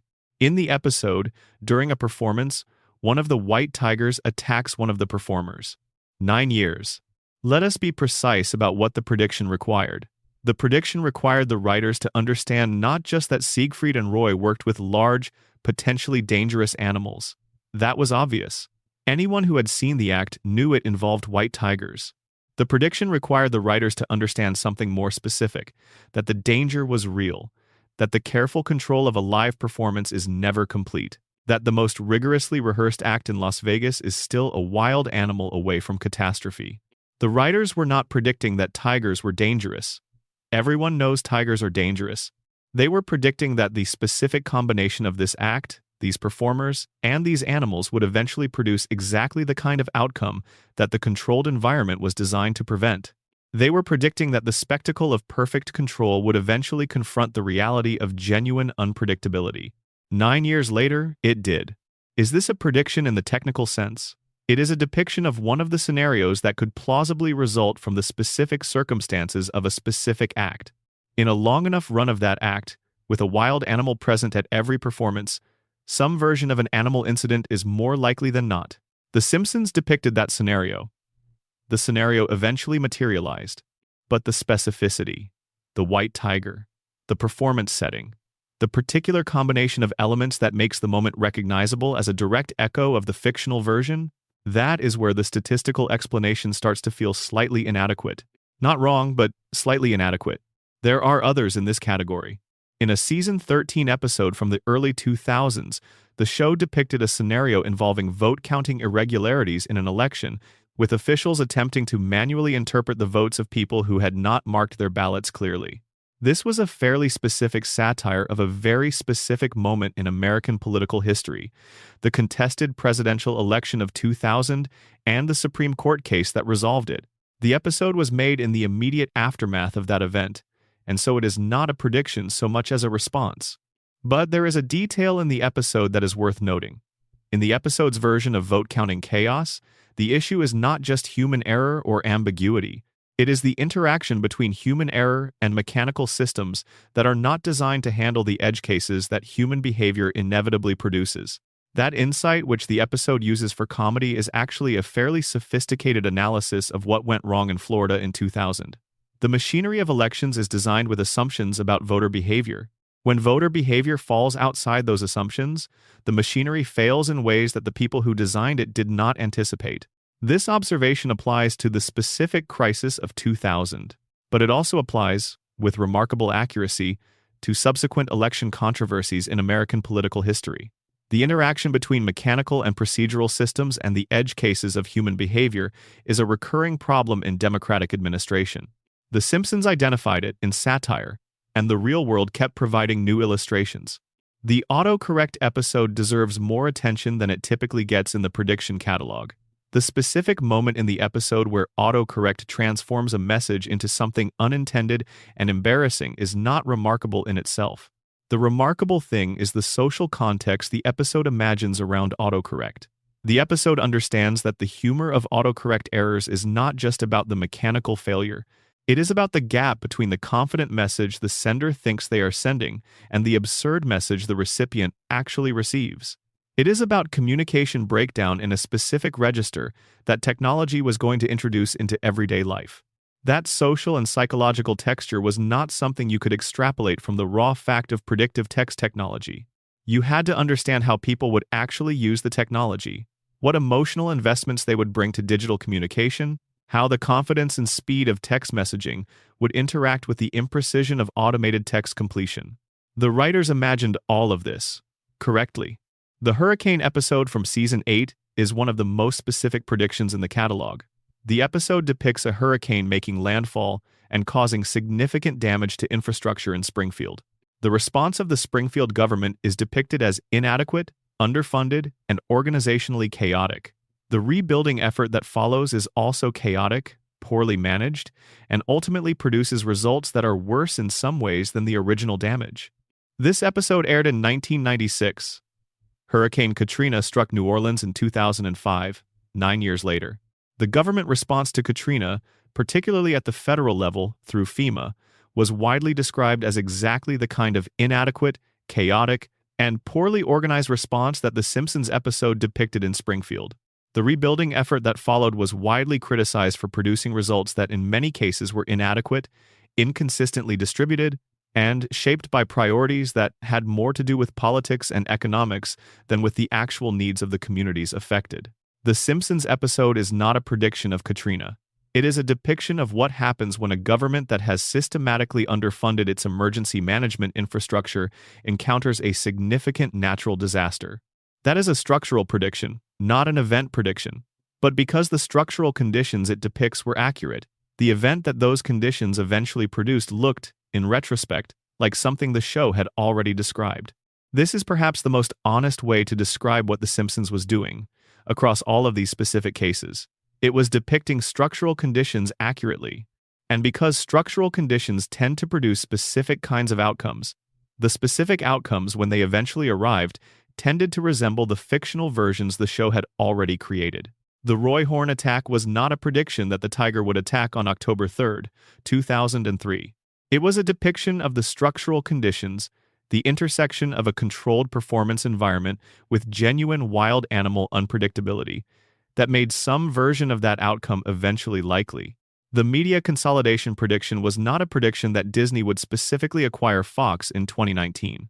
It was a depiction of the structural conditions, the economic incentives of a media landscape that rewards scale, that made some version of that acquisition eventually likely. The pandemic episode was not a prediction of COVID-19. It was a depiction of the structural conditions, a globalized supply chain interacting with respiratory illness in a public health system of limited capacity that made some version of that scenario eventually likely. The specific cases are fascinating and fun, and sometimes genuinely eerie, but the underlying mechanism is both more mundane and more impressive than prophecy. It is the sustained, accurate observation of structural conditions, extended forward in time, producing fictional scenarios that eventually intersect with reality, because the reality and the fiction were always responding to the same underlying forces. That is what The Simpsons did, over and over, for 36 years.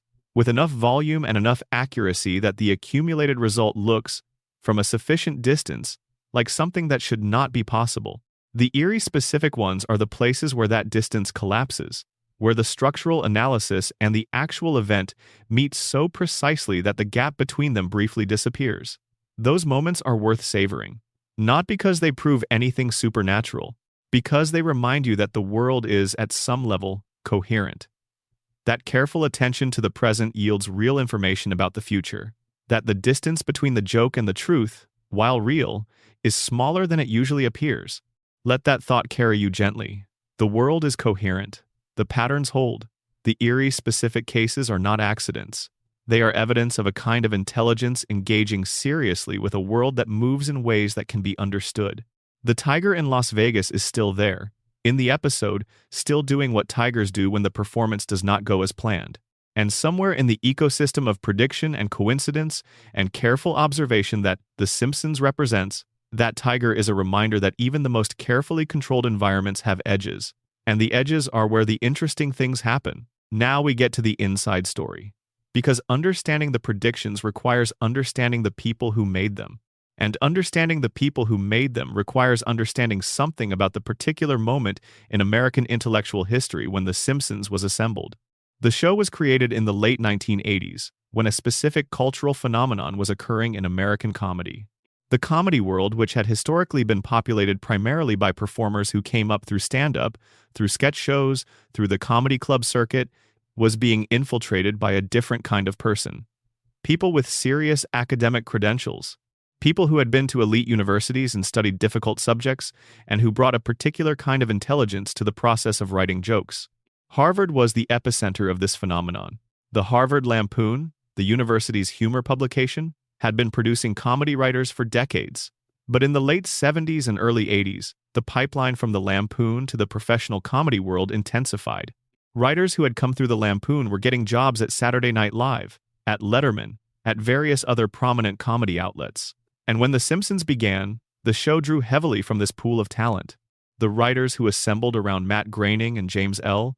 Brooks and Al Jean and Mike Reiss in the show's early years included people with degrees in mathematics, in computer science, in physics, in political science, in history, in philosophy. They were not people who had treated their elite educations as a credential to hang on the wall. They were people who had actually absorbed what their educations had to offer, who had internalized the habits of mind that serious intellectual training produces. Those habits of mind are worth naming specifically, because they are the explanation for the predictions, and naming them makes the explanation concrete. The first habit is statistical thinking. People who have been trained in quantitative fields think naturally about distributions and probabilities. They do not think about individual events as isolated occurrences. They think about the range of possible outcomes and the likelihood of different possibilities within that range. When a writer with this habit observes a trend in American political or cultural life, they do not just see the trend. They see the distribution of places that trend might lead, and they can make rough assessments of which outcomes are more and less likely. This is why the Trump prediction is accurate in the specific way it is. The writers were not imagining one possible future in which Trump becomes president. They were thinking about the distribution of possible futures for American politics given the trends they were observing, and they were identifying Trump specifically as a likely destination of those trends. That is not prophecy. That is applied probability. The second habit is systems thinking. People trained in fields like computer science and engineering tend to think in terms of systems rather than individual agents. They look for the structural features that produce outcomes rather than focusing on the specific actors within the system. This is why the show's institutional predictions are so consistently accurate. The writers were not predicting that any specific politician would behave in any specific way. They were predicting that the institutional structures of American political and economic life would produce certain kinds of outcomes because of their design features. And institutional design is much more predictable than individual behavior. The third habit is historical thinking. People trained in history and political science understand that the present is always continuous with the past, that current patterns echo earlier ones, that the wheel of history turns in ways that allow a careful observer to anticipate where it is heading by understanding where it has been. Many of the Simpsons' predictions are, at bottom, applications of historical pattern recognition. The show understood that certain kinds of social and political phenomena, certain patterns of institutional failure and human behavior, recur, and by understanding how they had recurred in the past, the writers could anticipate how they would recur in the future. The fourth habit is the ability to follow logic without flinching. Academic training, at its best, teaches people to follow an argument wherever it leads, even when the conclusion is uncomfortable or counterintuitive or funny. The predictions in The Simpsons are often just the logical conclusions of trends that were already visible. The writers had the intellectual discipline to follow those trends to their conclusions without stopping short because the conclusion seemed implausible or unflattering. When you put all four of these habits together, in a group of people who are also genuinely funny, who understand the mechanics of comedy at a deep level, who are trying to make audiences laugh while also trying to make them think, you get something unusual. You get comedy that is also analysis. You get jokes that are also predictions. You get 788 episodes of a cartoon that functions simultaneously as entertainment and as a sustained, if informal, research project into the direction of American life. The Harvard brain trust theory is sometimes used dismissively, as a way of saying that the predictions are not really predictions at all, just the output of smart people doing the math. And there is truth in that framing, but the dismissive use of it misses something important. The fact that the predictions come from intelligence rather than from supernatural insight does not make them less remarkable. It makes them more remarkable, because intelligence is rare. The specific combination of quantitative thinking and systems thinking and historical thinking and comedic intelligence deployed together over decades in the service of understanding American culture is genuinely uncommon, and the results it produced are genuinely impressive. There is also a specific dimension of the writing process that contributed to the predictions in a more direct way. The show did not just rely on its writers' general intellectual habits. It had a practice of consulting experts. When an episode touched on a specific technical or scientific or political domain, the writers would reach out to people with relevant expertise.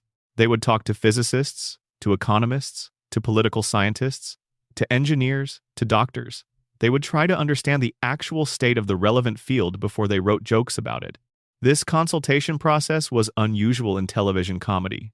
Most shows do not go to this length.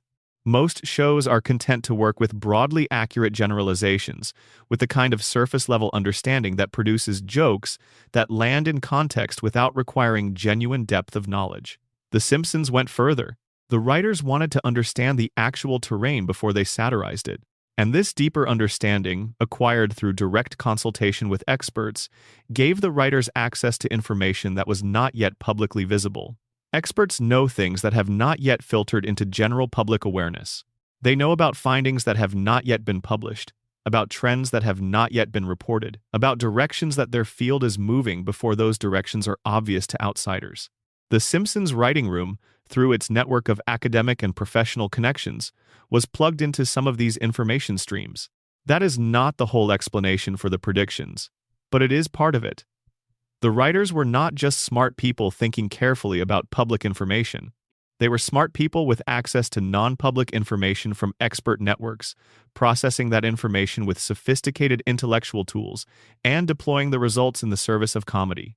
The result, viewed from outside, looks mysterious. The cartoon keeps predicting things. The explanations offered are unsatisfying.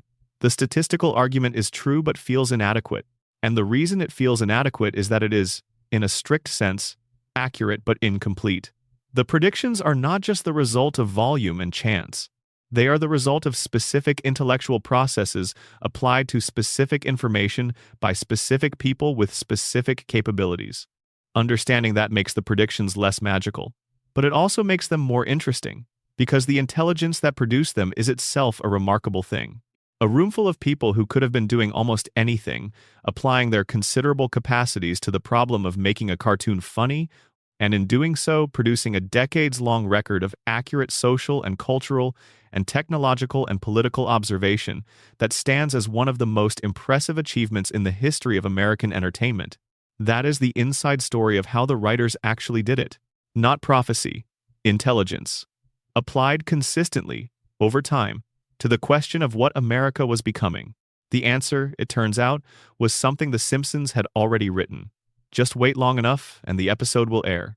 This section might be the most interesting of all, because the conversation about Simpsons predictions almost exclusively focuses on the ones that have already materialized, the ones that have closed the loop between fiction and reality. The Trump presidency, the Disney-Fox merger, the Cypress Hill Orchestra, the pandemic episode. These are the cases that get cited and shared and discussed. But what about the open cases? The predictions that are still in flight, still suspended between the episode and the reality, still waiting for the real world to catch up? Those are the ones that deserve attention now. Not because they will definitely come true. Some of them might not. Some of them were clearly wrong even when they were made. But some of them are sitting in the same relationship to the present that the Trump prediction was sitting in the year 2000. Visible on the screen. Not yet arrived in reality. Waiting. Let us start with the transportation predictions. The Simpsons has depicted several specific transportation technologies that do not yet fully exist in the form the show imagined. The most famous is the monorail episode, which is more of a satire of civic boondoggles than a genuine transportation prediction.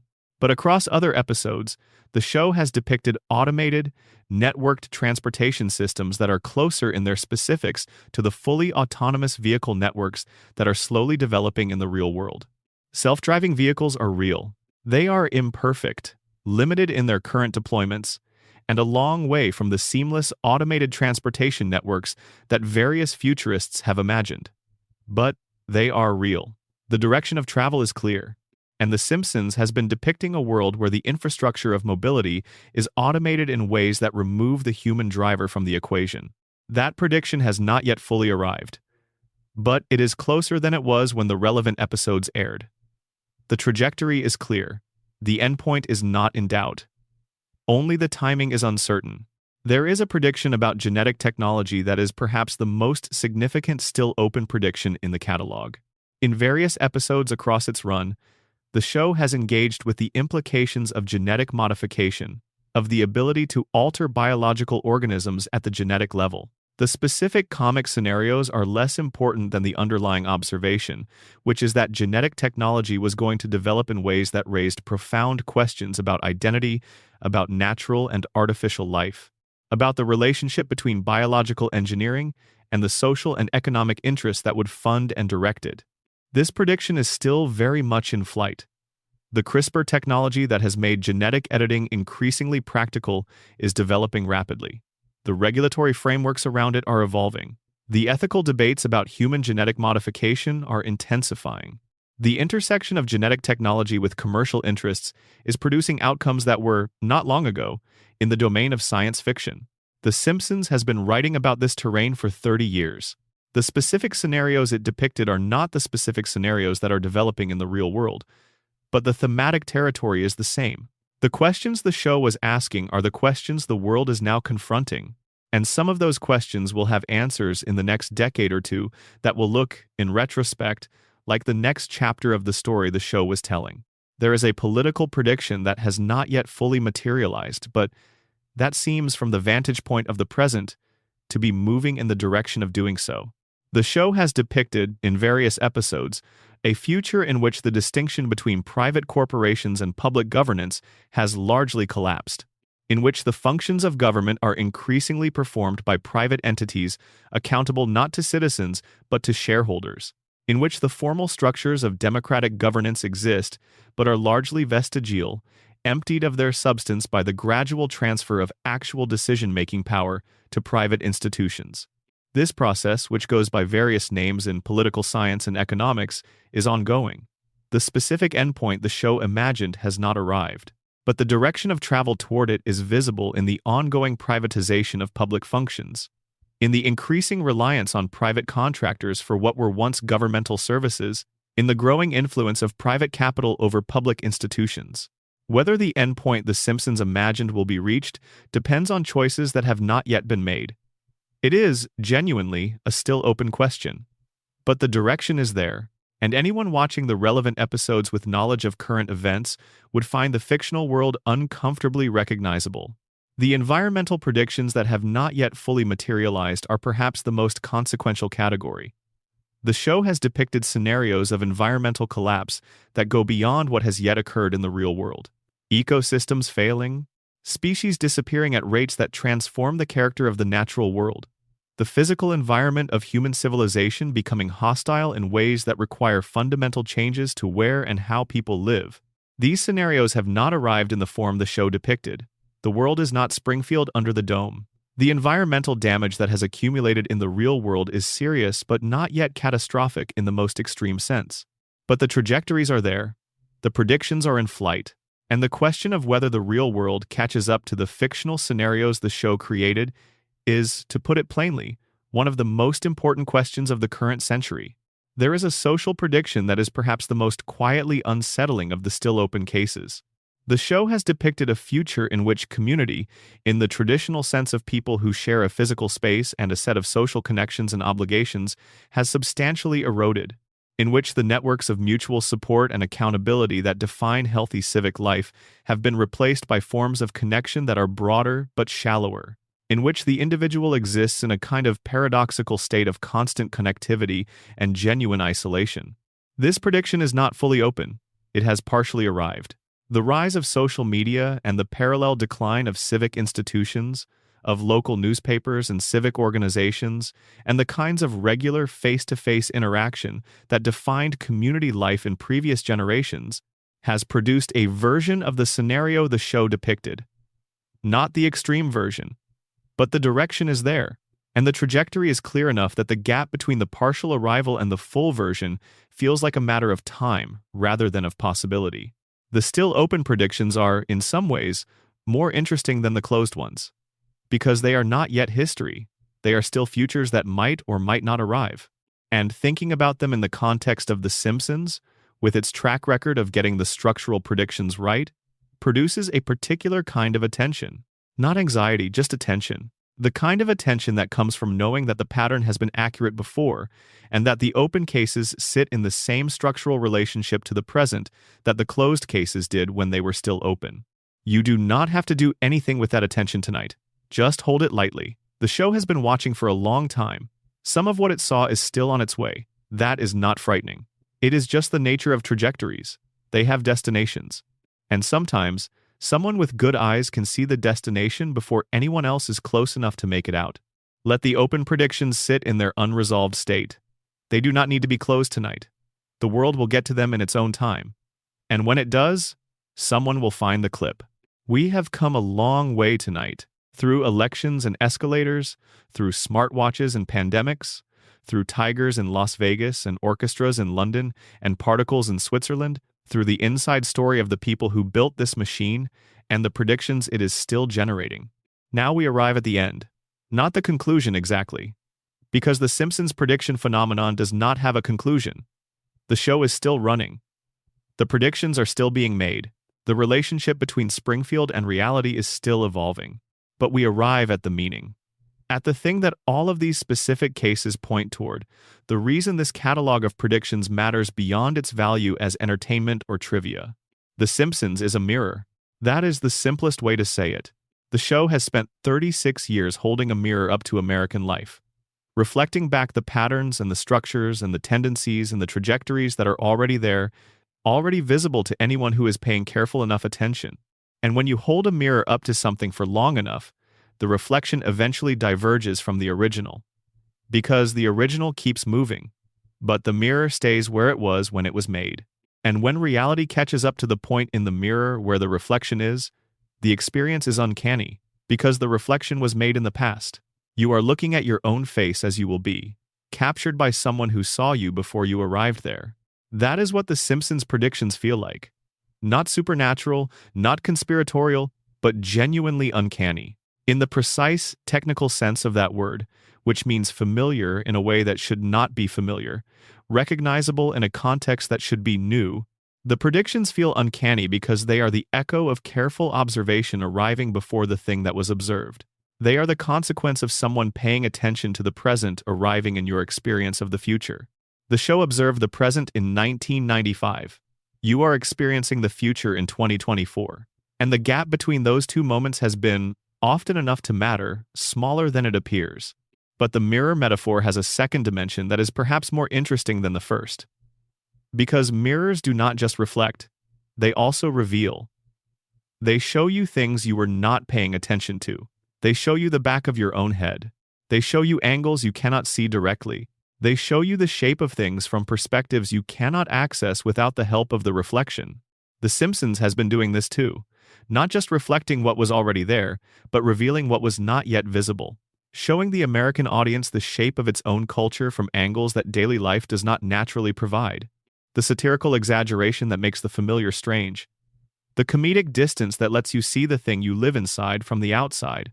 The 36 years of sustained observation that accumulates into a portrait of a culture that any single moment cannot contain. That revelatory function is where the predictions come from. Not from any special access to the future, but from the ability to show people the present in a way they had not seen it before. And when you show people the present clearly enough, the future becomes visible not as prophecy but as consequence. This is the deepest version of the Simpsons prediction phenomenon. The show does not predict the future. The show makes the future visible by making the present intelligible. It shows you what is already there.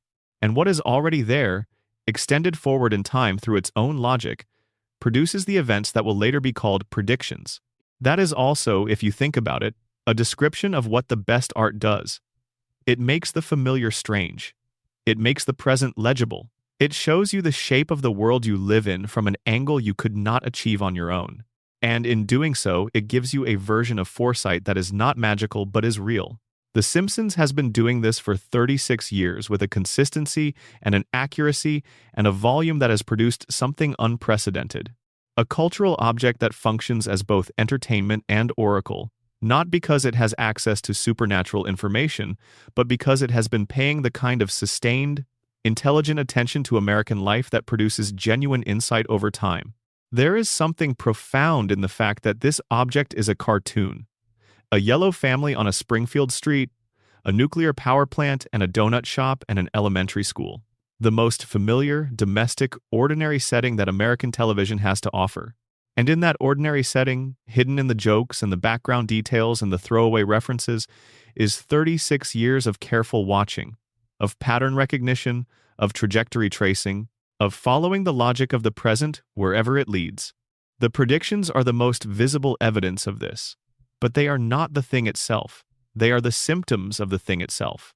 The thing itself is the sustained, serious engagement with the question of what America is and where it is going, conducted through the medium of a cartoon about a family that cannot age and a town that cannot be located on any map.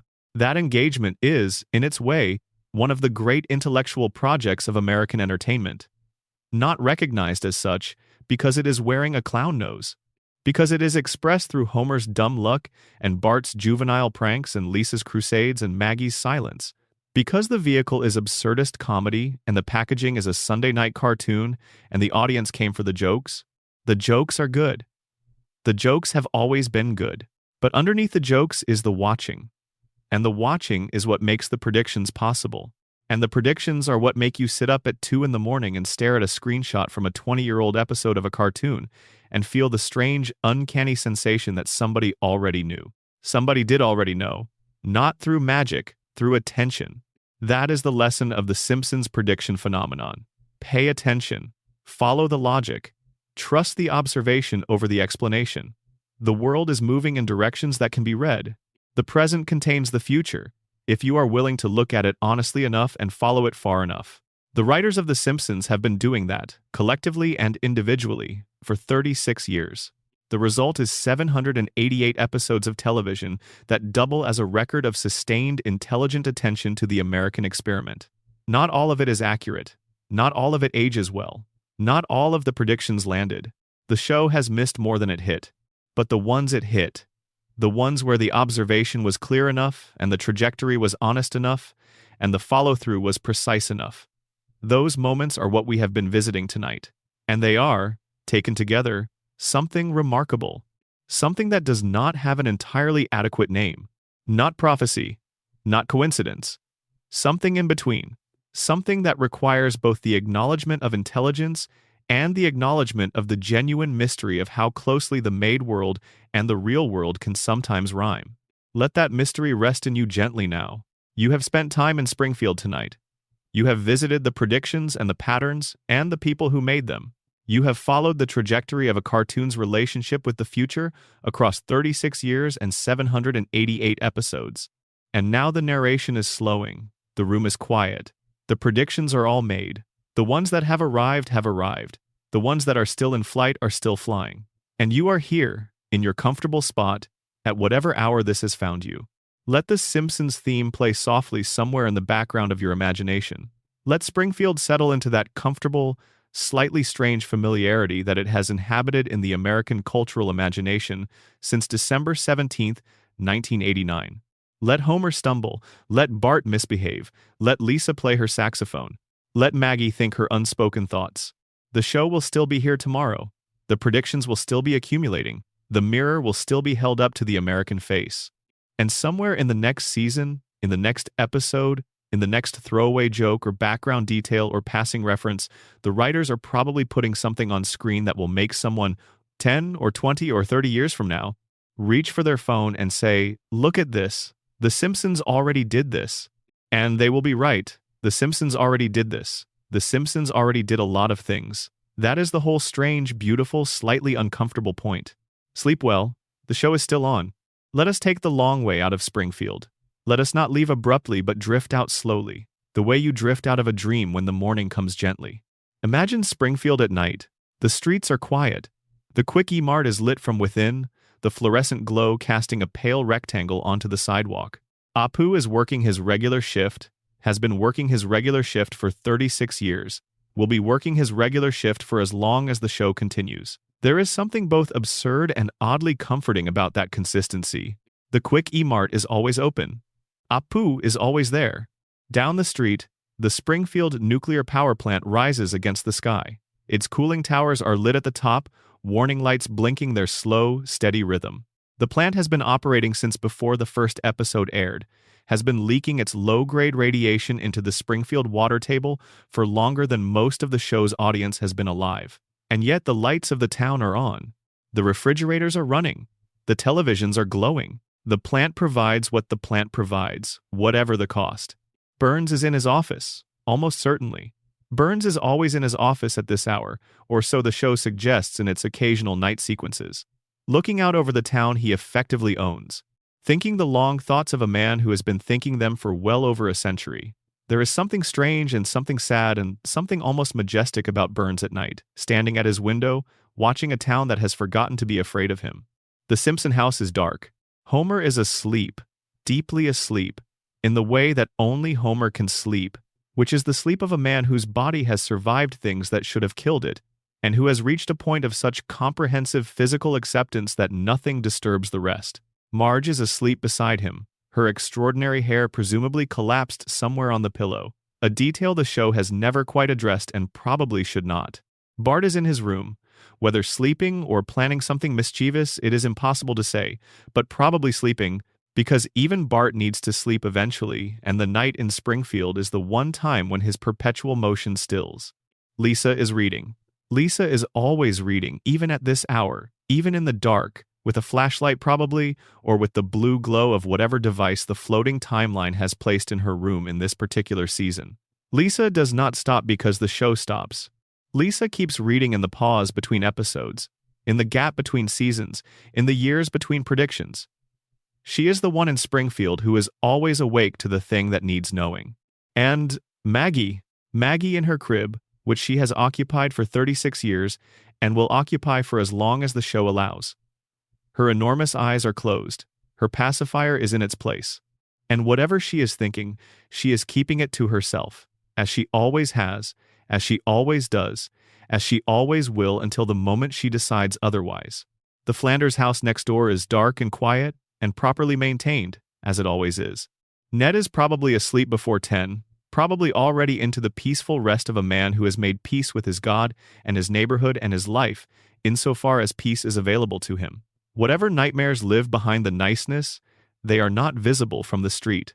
Ned Flanders, from the outside, at night, looks like exactly what he presents himself as: a good neighbor, a man at rest. The town stretches out beyond Evergreen Terrace. Springfield Elementary, dark and locked, its institutional corridors empty of the chaos that will refill them tomorrow, when Bart returns, and Skinner paces, and the students of Springfield begin another day of education that is, by most objective measures, inadequate. The Springfield Police Department, where Wiggum is asleep in his chair and his officers are doing whatever it is Springfield police officers do when the cameras are not on them. Moe's Tavern, which might still have a light on. The kind of light that stays on in bars in the late hours, not for customers exactly, just because some lights stay on. Moe is probably there, wiping a glass that will not get any cleaner, thinking thoughts that he will not share with anyone. Springfield at night is a particular kind of beautiful. The specific beauty of a place that has been inhabited and loved and worried about and satirized for so long that it has accumulated the kind of meaning that real places take generations to develop. The meaning that comes from being someone's home, someone's world, someone's reference point for everything that matters. Springfield is not a real place. It does not appear on any map. It sits somewhere in the geography of the American imagination, equidistant from everywhere and nowhere, familiar to everyone who has ever watched the show and nobody who has ever tried to drive to it.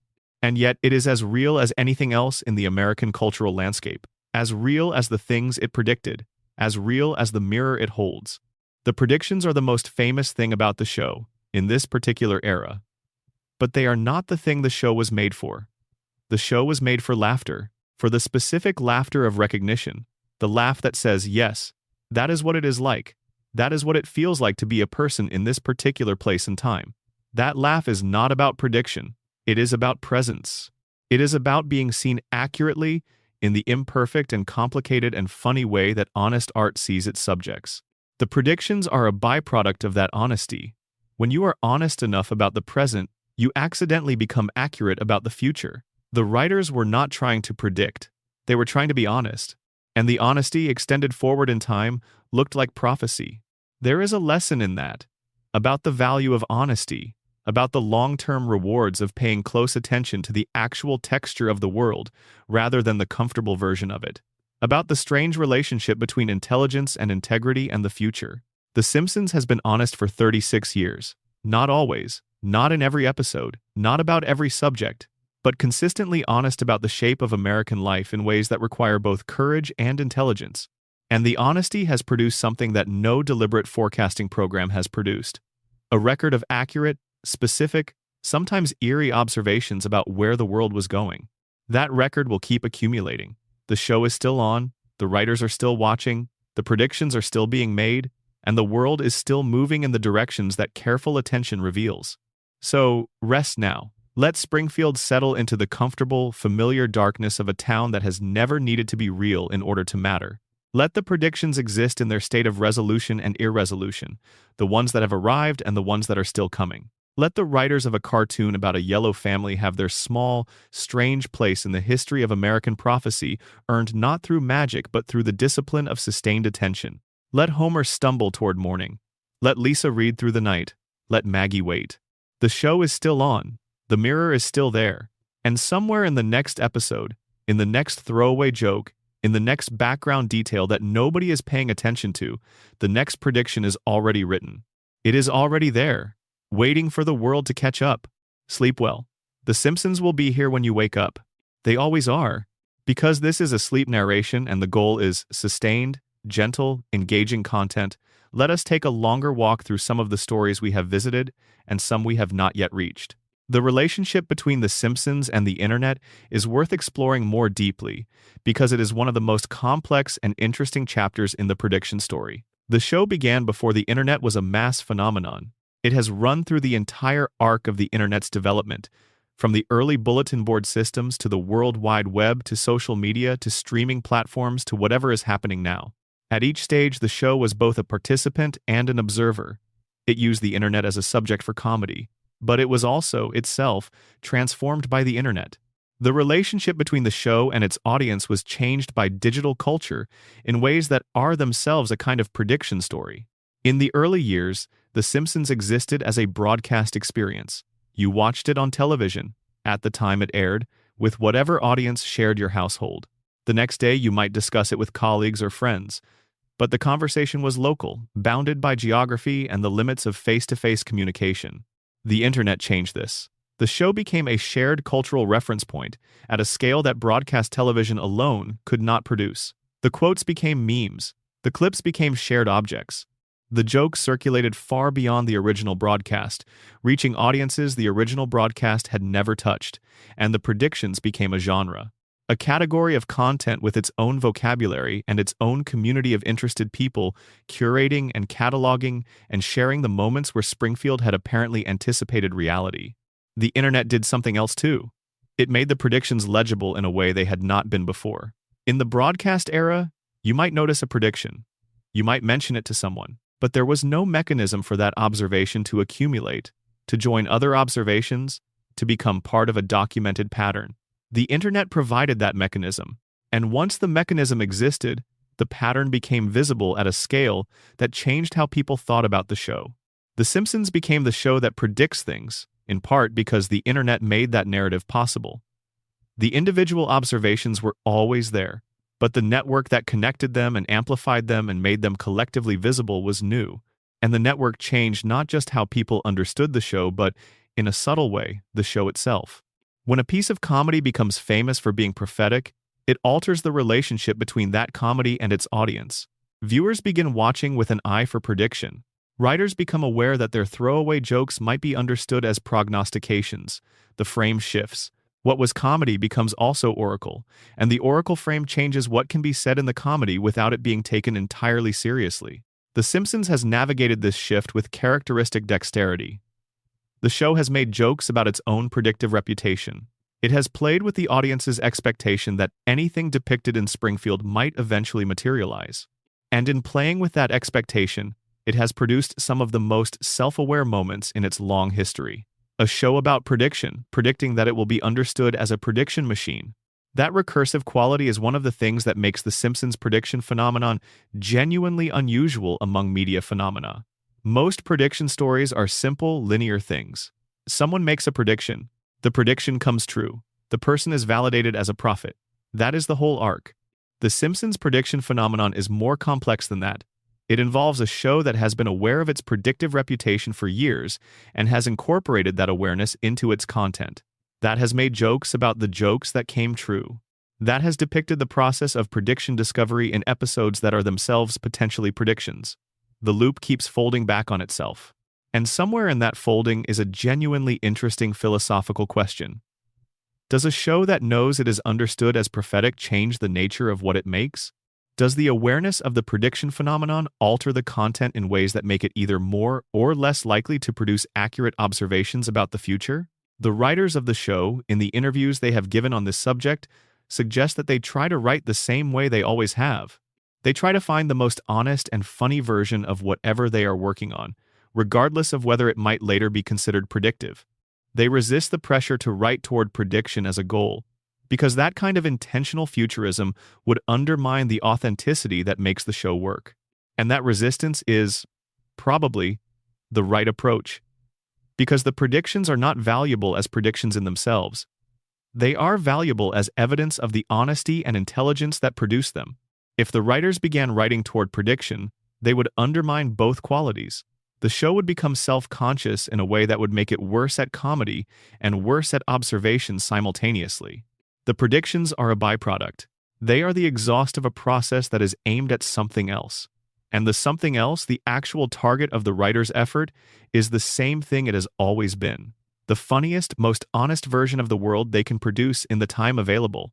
That is worth remembering. The predictions are not the point. The point is the honesty. The predictions are just what honesty looks like when it is sustained long enough. Let that settle. The honesty is the point.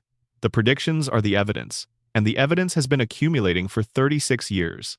Now let us revisit a few of the predictions we have already discussed, but from a different angle. From the angle of what it felt like for the people involved in the real events to discover that a cartoon had anticipated them.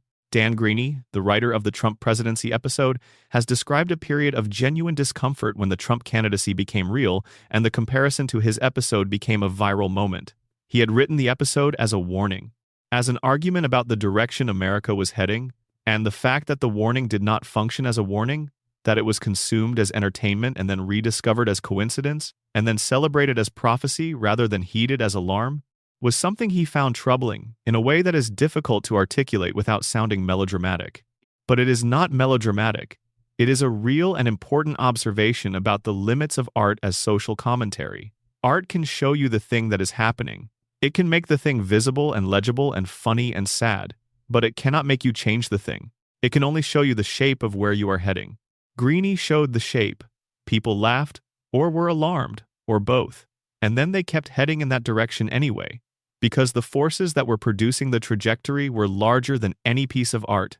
They were economic and social and structural and had been building for decades before Greeny wrote the episode and would keep building after it aired. This is the tragedy that sits at the center of the Simpsons prediction phenomenon, if you want to find the tragedy in it. Not that the predictions came true. Predictions coming true is, in itself, neutral.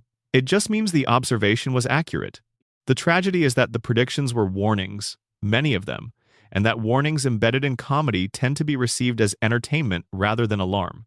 The pandemic episode was not just a prediction. It was a depiction of what happens when institutional infrastructure is inadequate to a public health crisis. It was showing the audience, in 1993, the consequences of the particular kind of institutional neglect that had been building in American public health systems for decades. And the audience laughed, and the episode aired and was forgotten, and the infrastructure kept eroding, and 27 years later, the scenario the episode had depicted arrived. Not because the episode failed, it succeeded at what it was trying to do. It made people laugh. It made the observation legible. It put the warning in the form most likely to be received. But the forces producing the conditions it was warning about were too large and too entrenched to be altered by a piece of television comedy. This is not a counsel of despair. Comedy has done real things in the world. It has changed perspectives, shifted conversations, made visible things that power would prefer remain invisible. The Simpsons has contributed to that project across its entire run. But it has also, on multiple occasions, watched the thing it warned about arrive anyway. And that experience, the experience of the warning becoming the prediction, of the alarm becoming the record, is the experience of sustained social comedy in a society that has a complicated relationship with its own problems. The writers keep writing, the show keeps airing, the predictions keep accumulating, and the world keeps moving in the directions the show has identified, sometimes more slowly than the show imagined, sometimes more quickly, sometimes in the exact way the show depicted, and sometimes in a way that rhymes with the depiction without quite matching it. That is the full story of what The Simpsons is doing when it predicts. It is documenting a world in motion. It is recording the trajectories of an enormously complex system in the medium most available to it, which is comedy. And it is leaving that record for whoever comes after to find and recognize and say, yes, the cartoon already knew. The cartoon already knew because the world was already there. It just needed someone to look honestly enough and write it down. The show is still looking, the writing continues. And Springfield, that impossible, unmappable, timeless American town, keeps holding its mirror up to the world and showing us the shapes of things to come. Let the mirror face the wall for now. Let Springfield rest. Let the predictions sit in their completed and uncompleted states. Let the writing staff of a cartoon television program have their moment of quiet recognition for the unusual thing they have built across 36 years. Not a prophetic document, not a conspiracy. Something more ordinary and more impressive. An honest record of an honest observation, sustained past the point where most records and most observations run out. The honesty is the miracle. The predictions are just what miracles look like when they are made by people instead of something else. Sleep well. Springfield will be here in the morning. It always is. The loop does not break. The family does not age. The couch gag plays. And somewhere in Sector 7G, Homer is at his console, doing approximately the minimum that the job requires, dreaming of donuts, keeping the lights on for a town that does not quite know what it owes him. It is enough. It has always been enough. Good night. There is something we should spend more time with, before everything closes, before the narration winds down toward sleep. The world of Springfield itself. Not the predictions that come out of it. The world itself. The texture of the thing.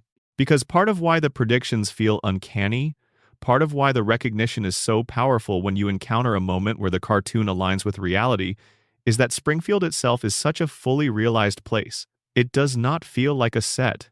It does not feel like a backdrop for jokes.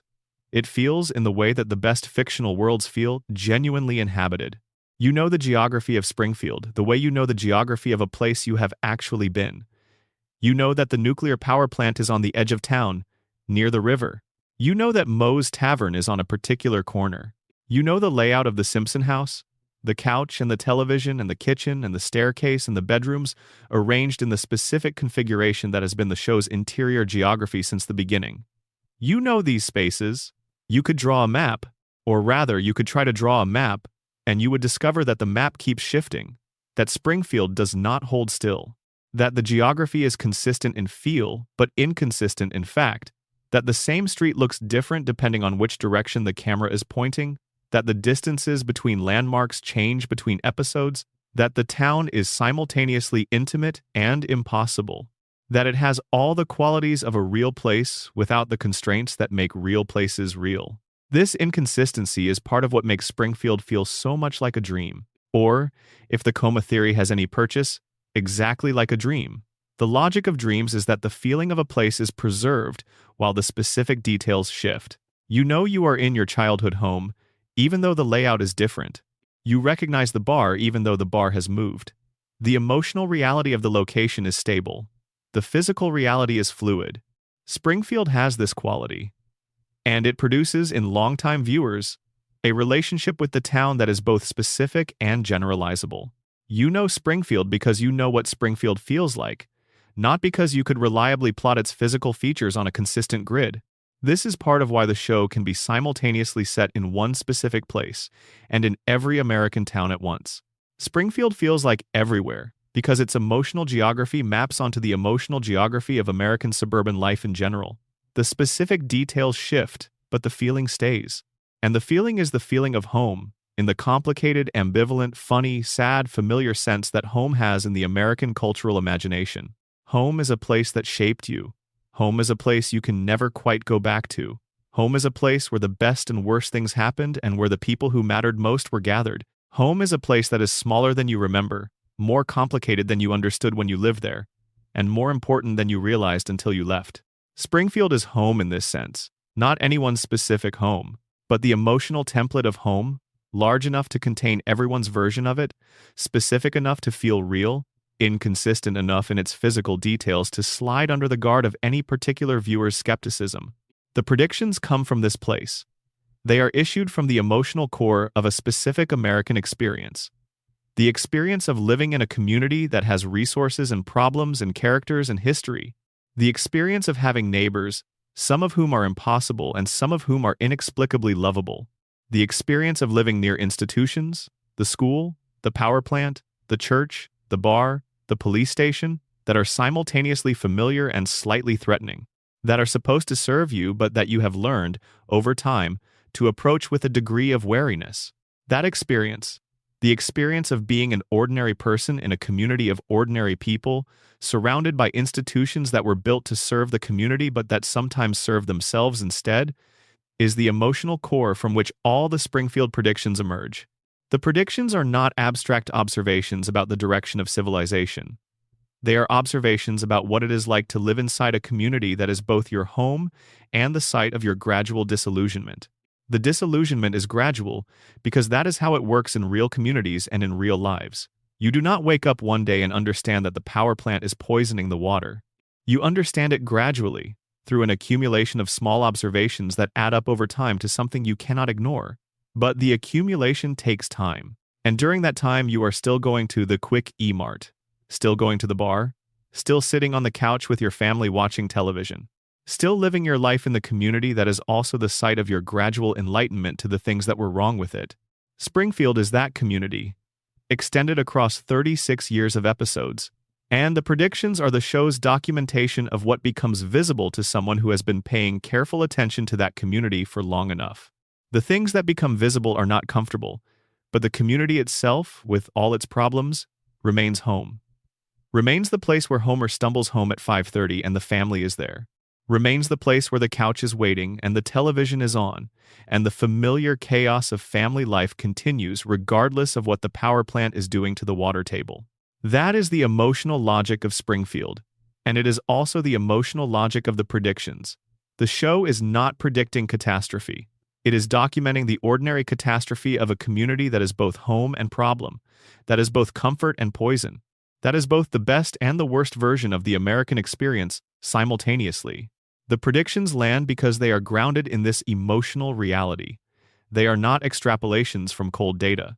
They are extensions of a lived experience that tens of millions of Americans share.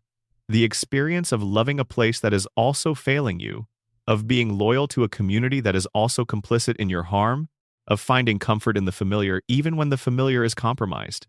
That is Springfield. That is the show. That is where the predictions come from and why they feel the way they feel when they land. Not just accurate, true. The narration is slowing now. The content is thinning.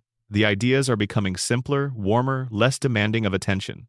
This is the part of the night where the mind does not need to follow an argument, where it just needs something to hold on to lightly, something that is present without being demanding, something that can serve as the gentle accompaniment to the passage into sleep.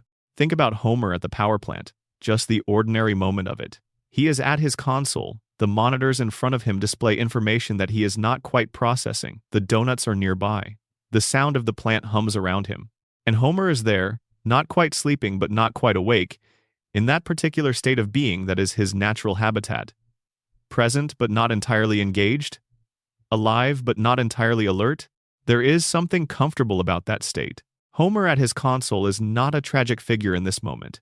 He is a human being occupying his particular place in the world, doing the best approximation of what is required of him. He is there. He has shown up. The lights are on in Springfield because Homer showed up and is doing something that is at least adjacent to his job, and the town is running, and his family is at home, and the day is passing in the way that days pass. That is enough. In the ordinary run of things, it is enough. The predictions are extraordinary things, but they emerge from an ordinary place, from the ordinary texture of a working life in a community that is neither perfect nor entirely broken. From the specific kind of attention that is possible when you are embedded in a place for long enough to see past its surface. From the specific kind of comedy that is possible when you love a place enough to be honest about what is wrong with it. Homer loves Springfield. The writers love Springfield. The audience loves Springfield. And the love is part of why the observations are accurate. Because love, real love, does not require its object to be perfect. It does not require the community to be without problems, or the institutions to be without failures, or the people to be without weaknesses. Real love sees all of that and stays anyway. Observes it and tells the truth about it and keeps coming back.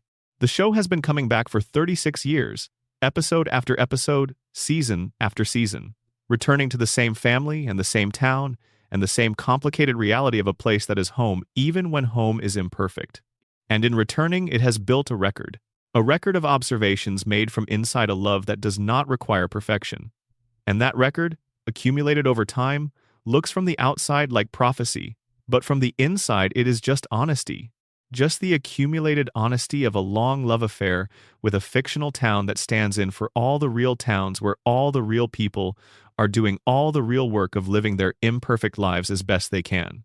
The predictions are that honesty, extended forward in time, arriving in the future in forms that no one quite anticipated, but that everyone, looking back, can recognize. That is The Simpsons. That is what it has been doing for 36 years. That is why we are here, in the quiet, in the dark, letting it unspool at whatever pace the night allows. The couch is comfortable. The television is on, somewhere. Springfield is doing what Springfield does. And the show is still on, somewhere in the streaming libraries, available whenever the night calls for it. Let your breathing slow to the rhythm of a town that has not changed since 1989. Let the particular warmth of Springfield at its best settle around you. The warmth that comes not from perfection but from persistence. Not from everything being right but from the family being there, on the couch, together. That is enough. That has always been enough. Good night. One more thing, before the night closes completely. There is a category of Simpsons prediction that never gets cited in the articles and the social media posts and the lists. Because this category is not dramatic. It is not the kind of thing that makes you reach for your phone to show someone.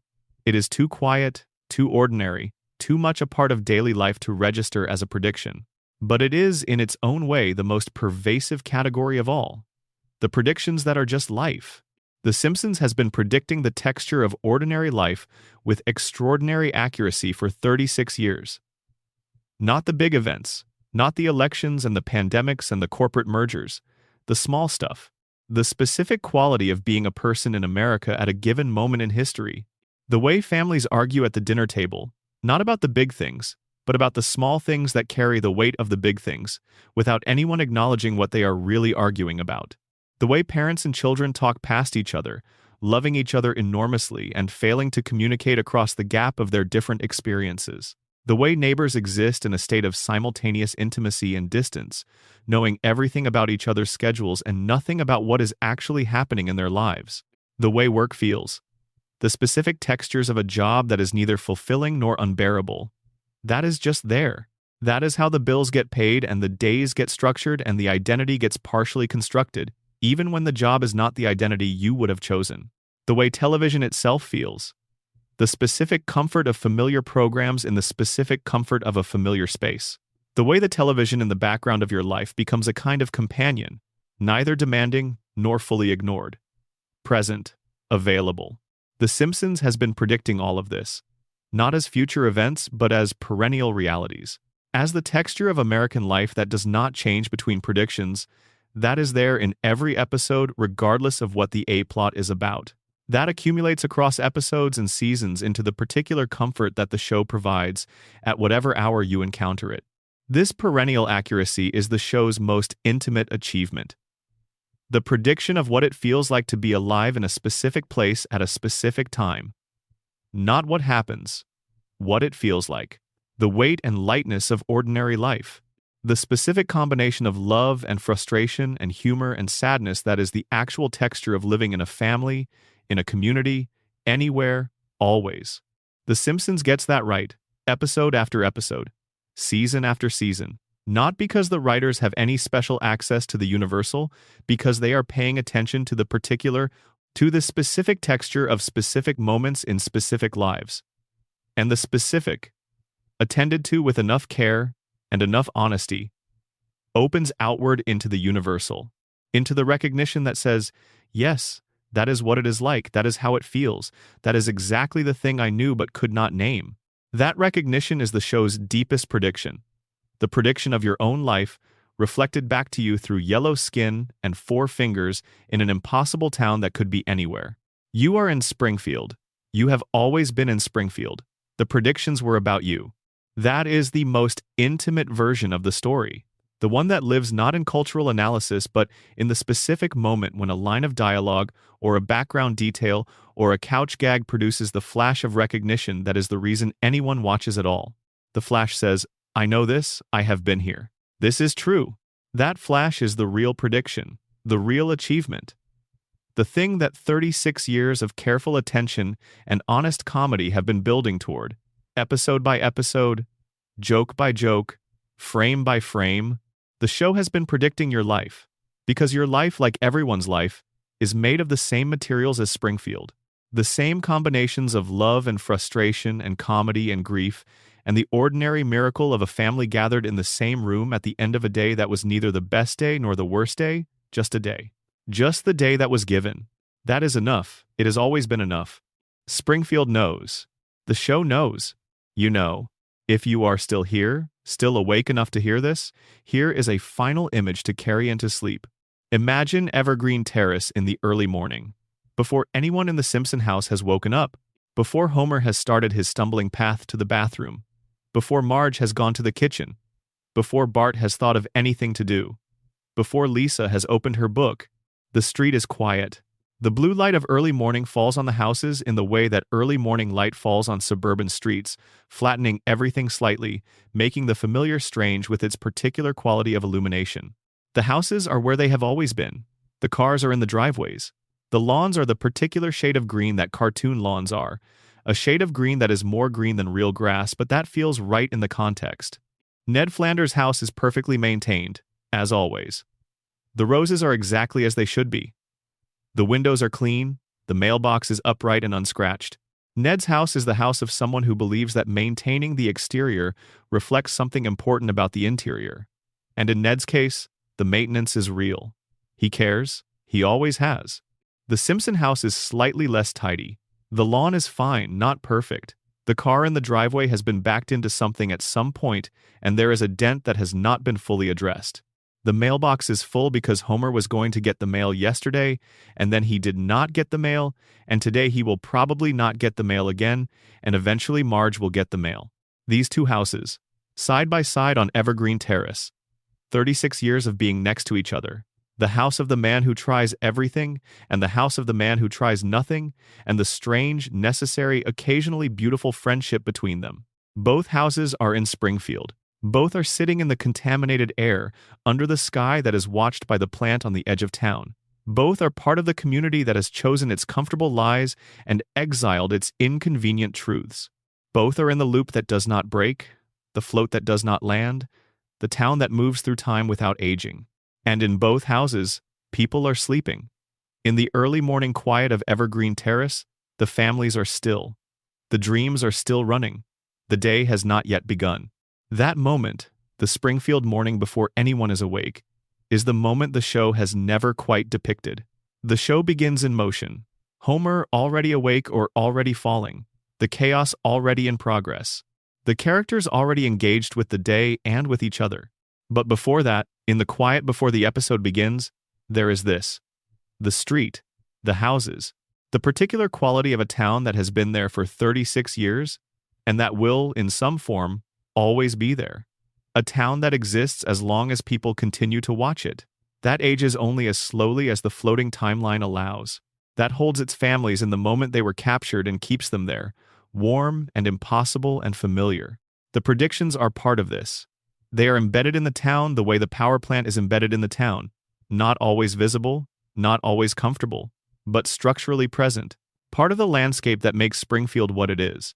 And in the morning light, before anyone wakes up, the predictions are just part of the scenery, part of the neighborhood, part of the view from the window of a house on a street in a town that is not quite real and that is, for that reason, more deeply real than almost any real place.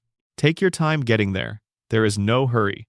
The town will still be here when you arrive. It has been here since 1989. It will be here as long as the show runs. Which, if 36 years is any indication, is for a very long time. The couch is comfortable. The family is here. Homer is home by 5:30. Marge has dinner. Bart has done something. Lisa has understood something. Maggie has seen everything. The credits roll. The couch gag played. The theme is already fading. Let us take a final, longer look at the people behind the machine. Not the characters in Springfield. The people in the room. The people who showed up every week for 36 years and tried to describe the world honestly through the medium of a cartoon family. They deserve more attention than they typically receive in the conversation about the predictions, because the predictions cannot be fully understood without understanding what it meant. On a human level, to do this work for this long, writing a television show is difficult. Writing a successful television show is significantly more difficult. Writing the longest-running primetime animated show in the history of American television is something that has never been done before and may never be done again, because the specific conditions that made it possible, the cultural moment, the network environment, the assembled talent, the particular vision of Matt Groening and James L. Brooks and the writing team they built, may not be reproducible. The work required, across 36 years, an unusual combination of qualities. You needed to be funny, consistently, at a professional level, week after week, across hundreds of episodes and thousands of scenes. You needed to be honest about the world you were depicting, which meant staying informed about the actual trajectory of American life, even as the demands of production kept you confined to a writing room for long stretches. You needed to care about the characters you were writing, to maintain genuine investment in Homer and Marge and Bart and Lisa and Maggie across hundreds of episodes without letting the characters calcify into types that merely went through familiar motions. And you needed to do all of this while also managing the particular challenge of a show that existed at the intersection of several different audiences and several different cultural functions simultaneously.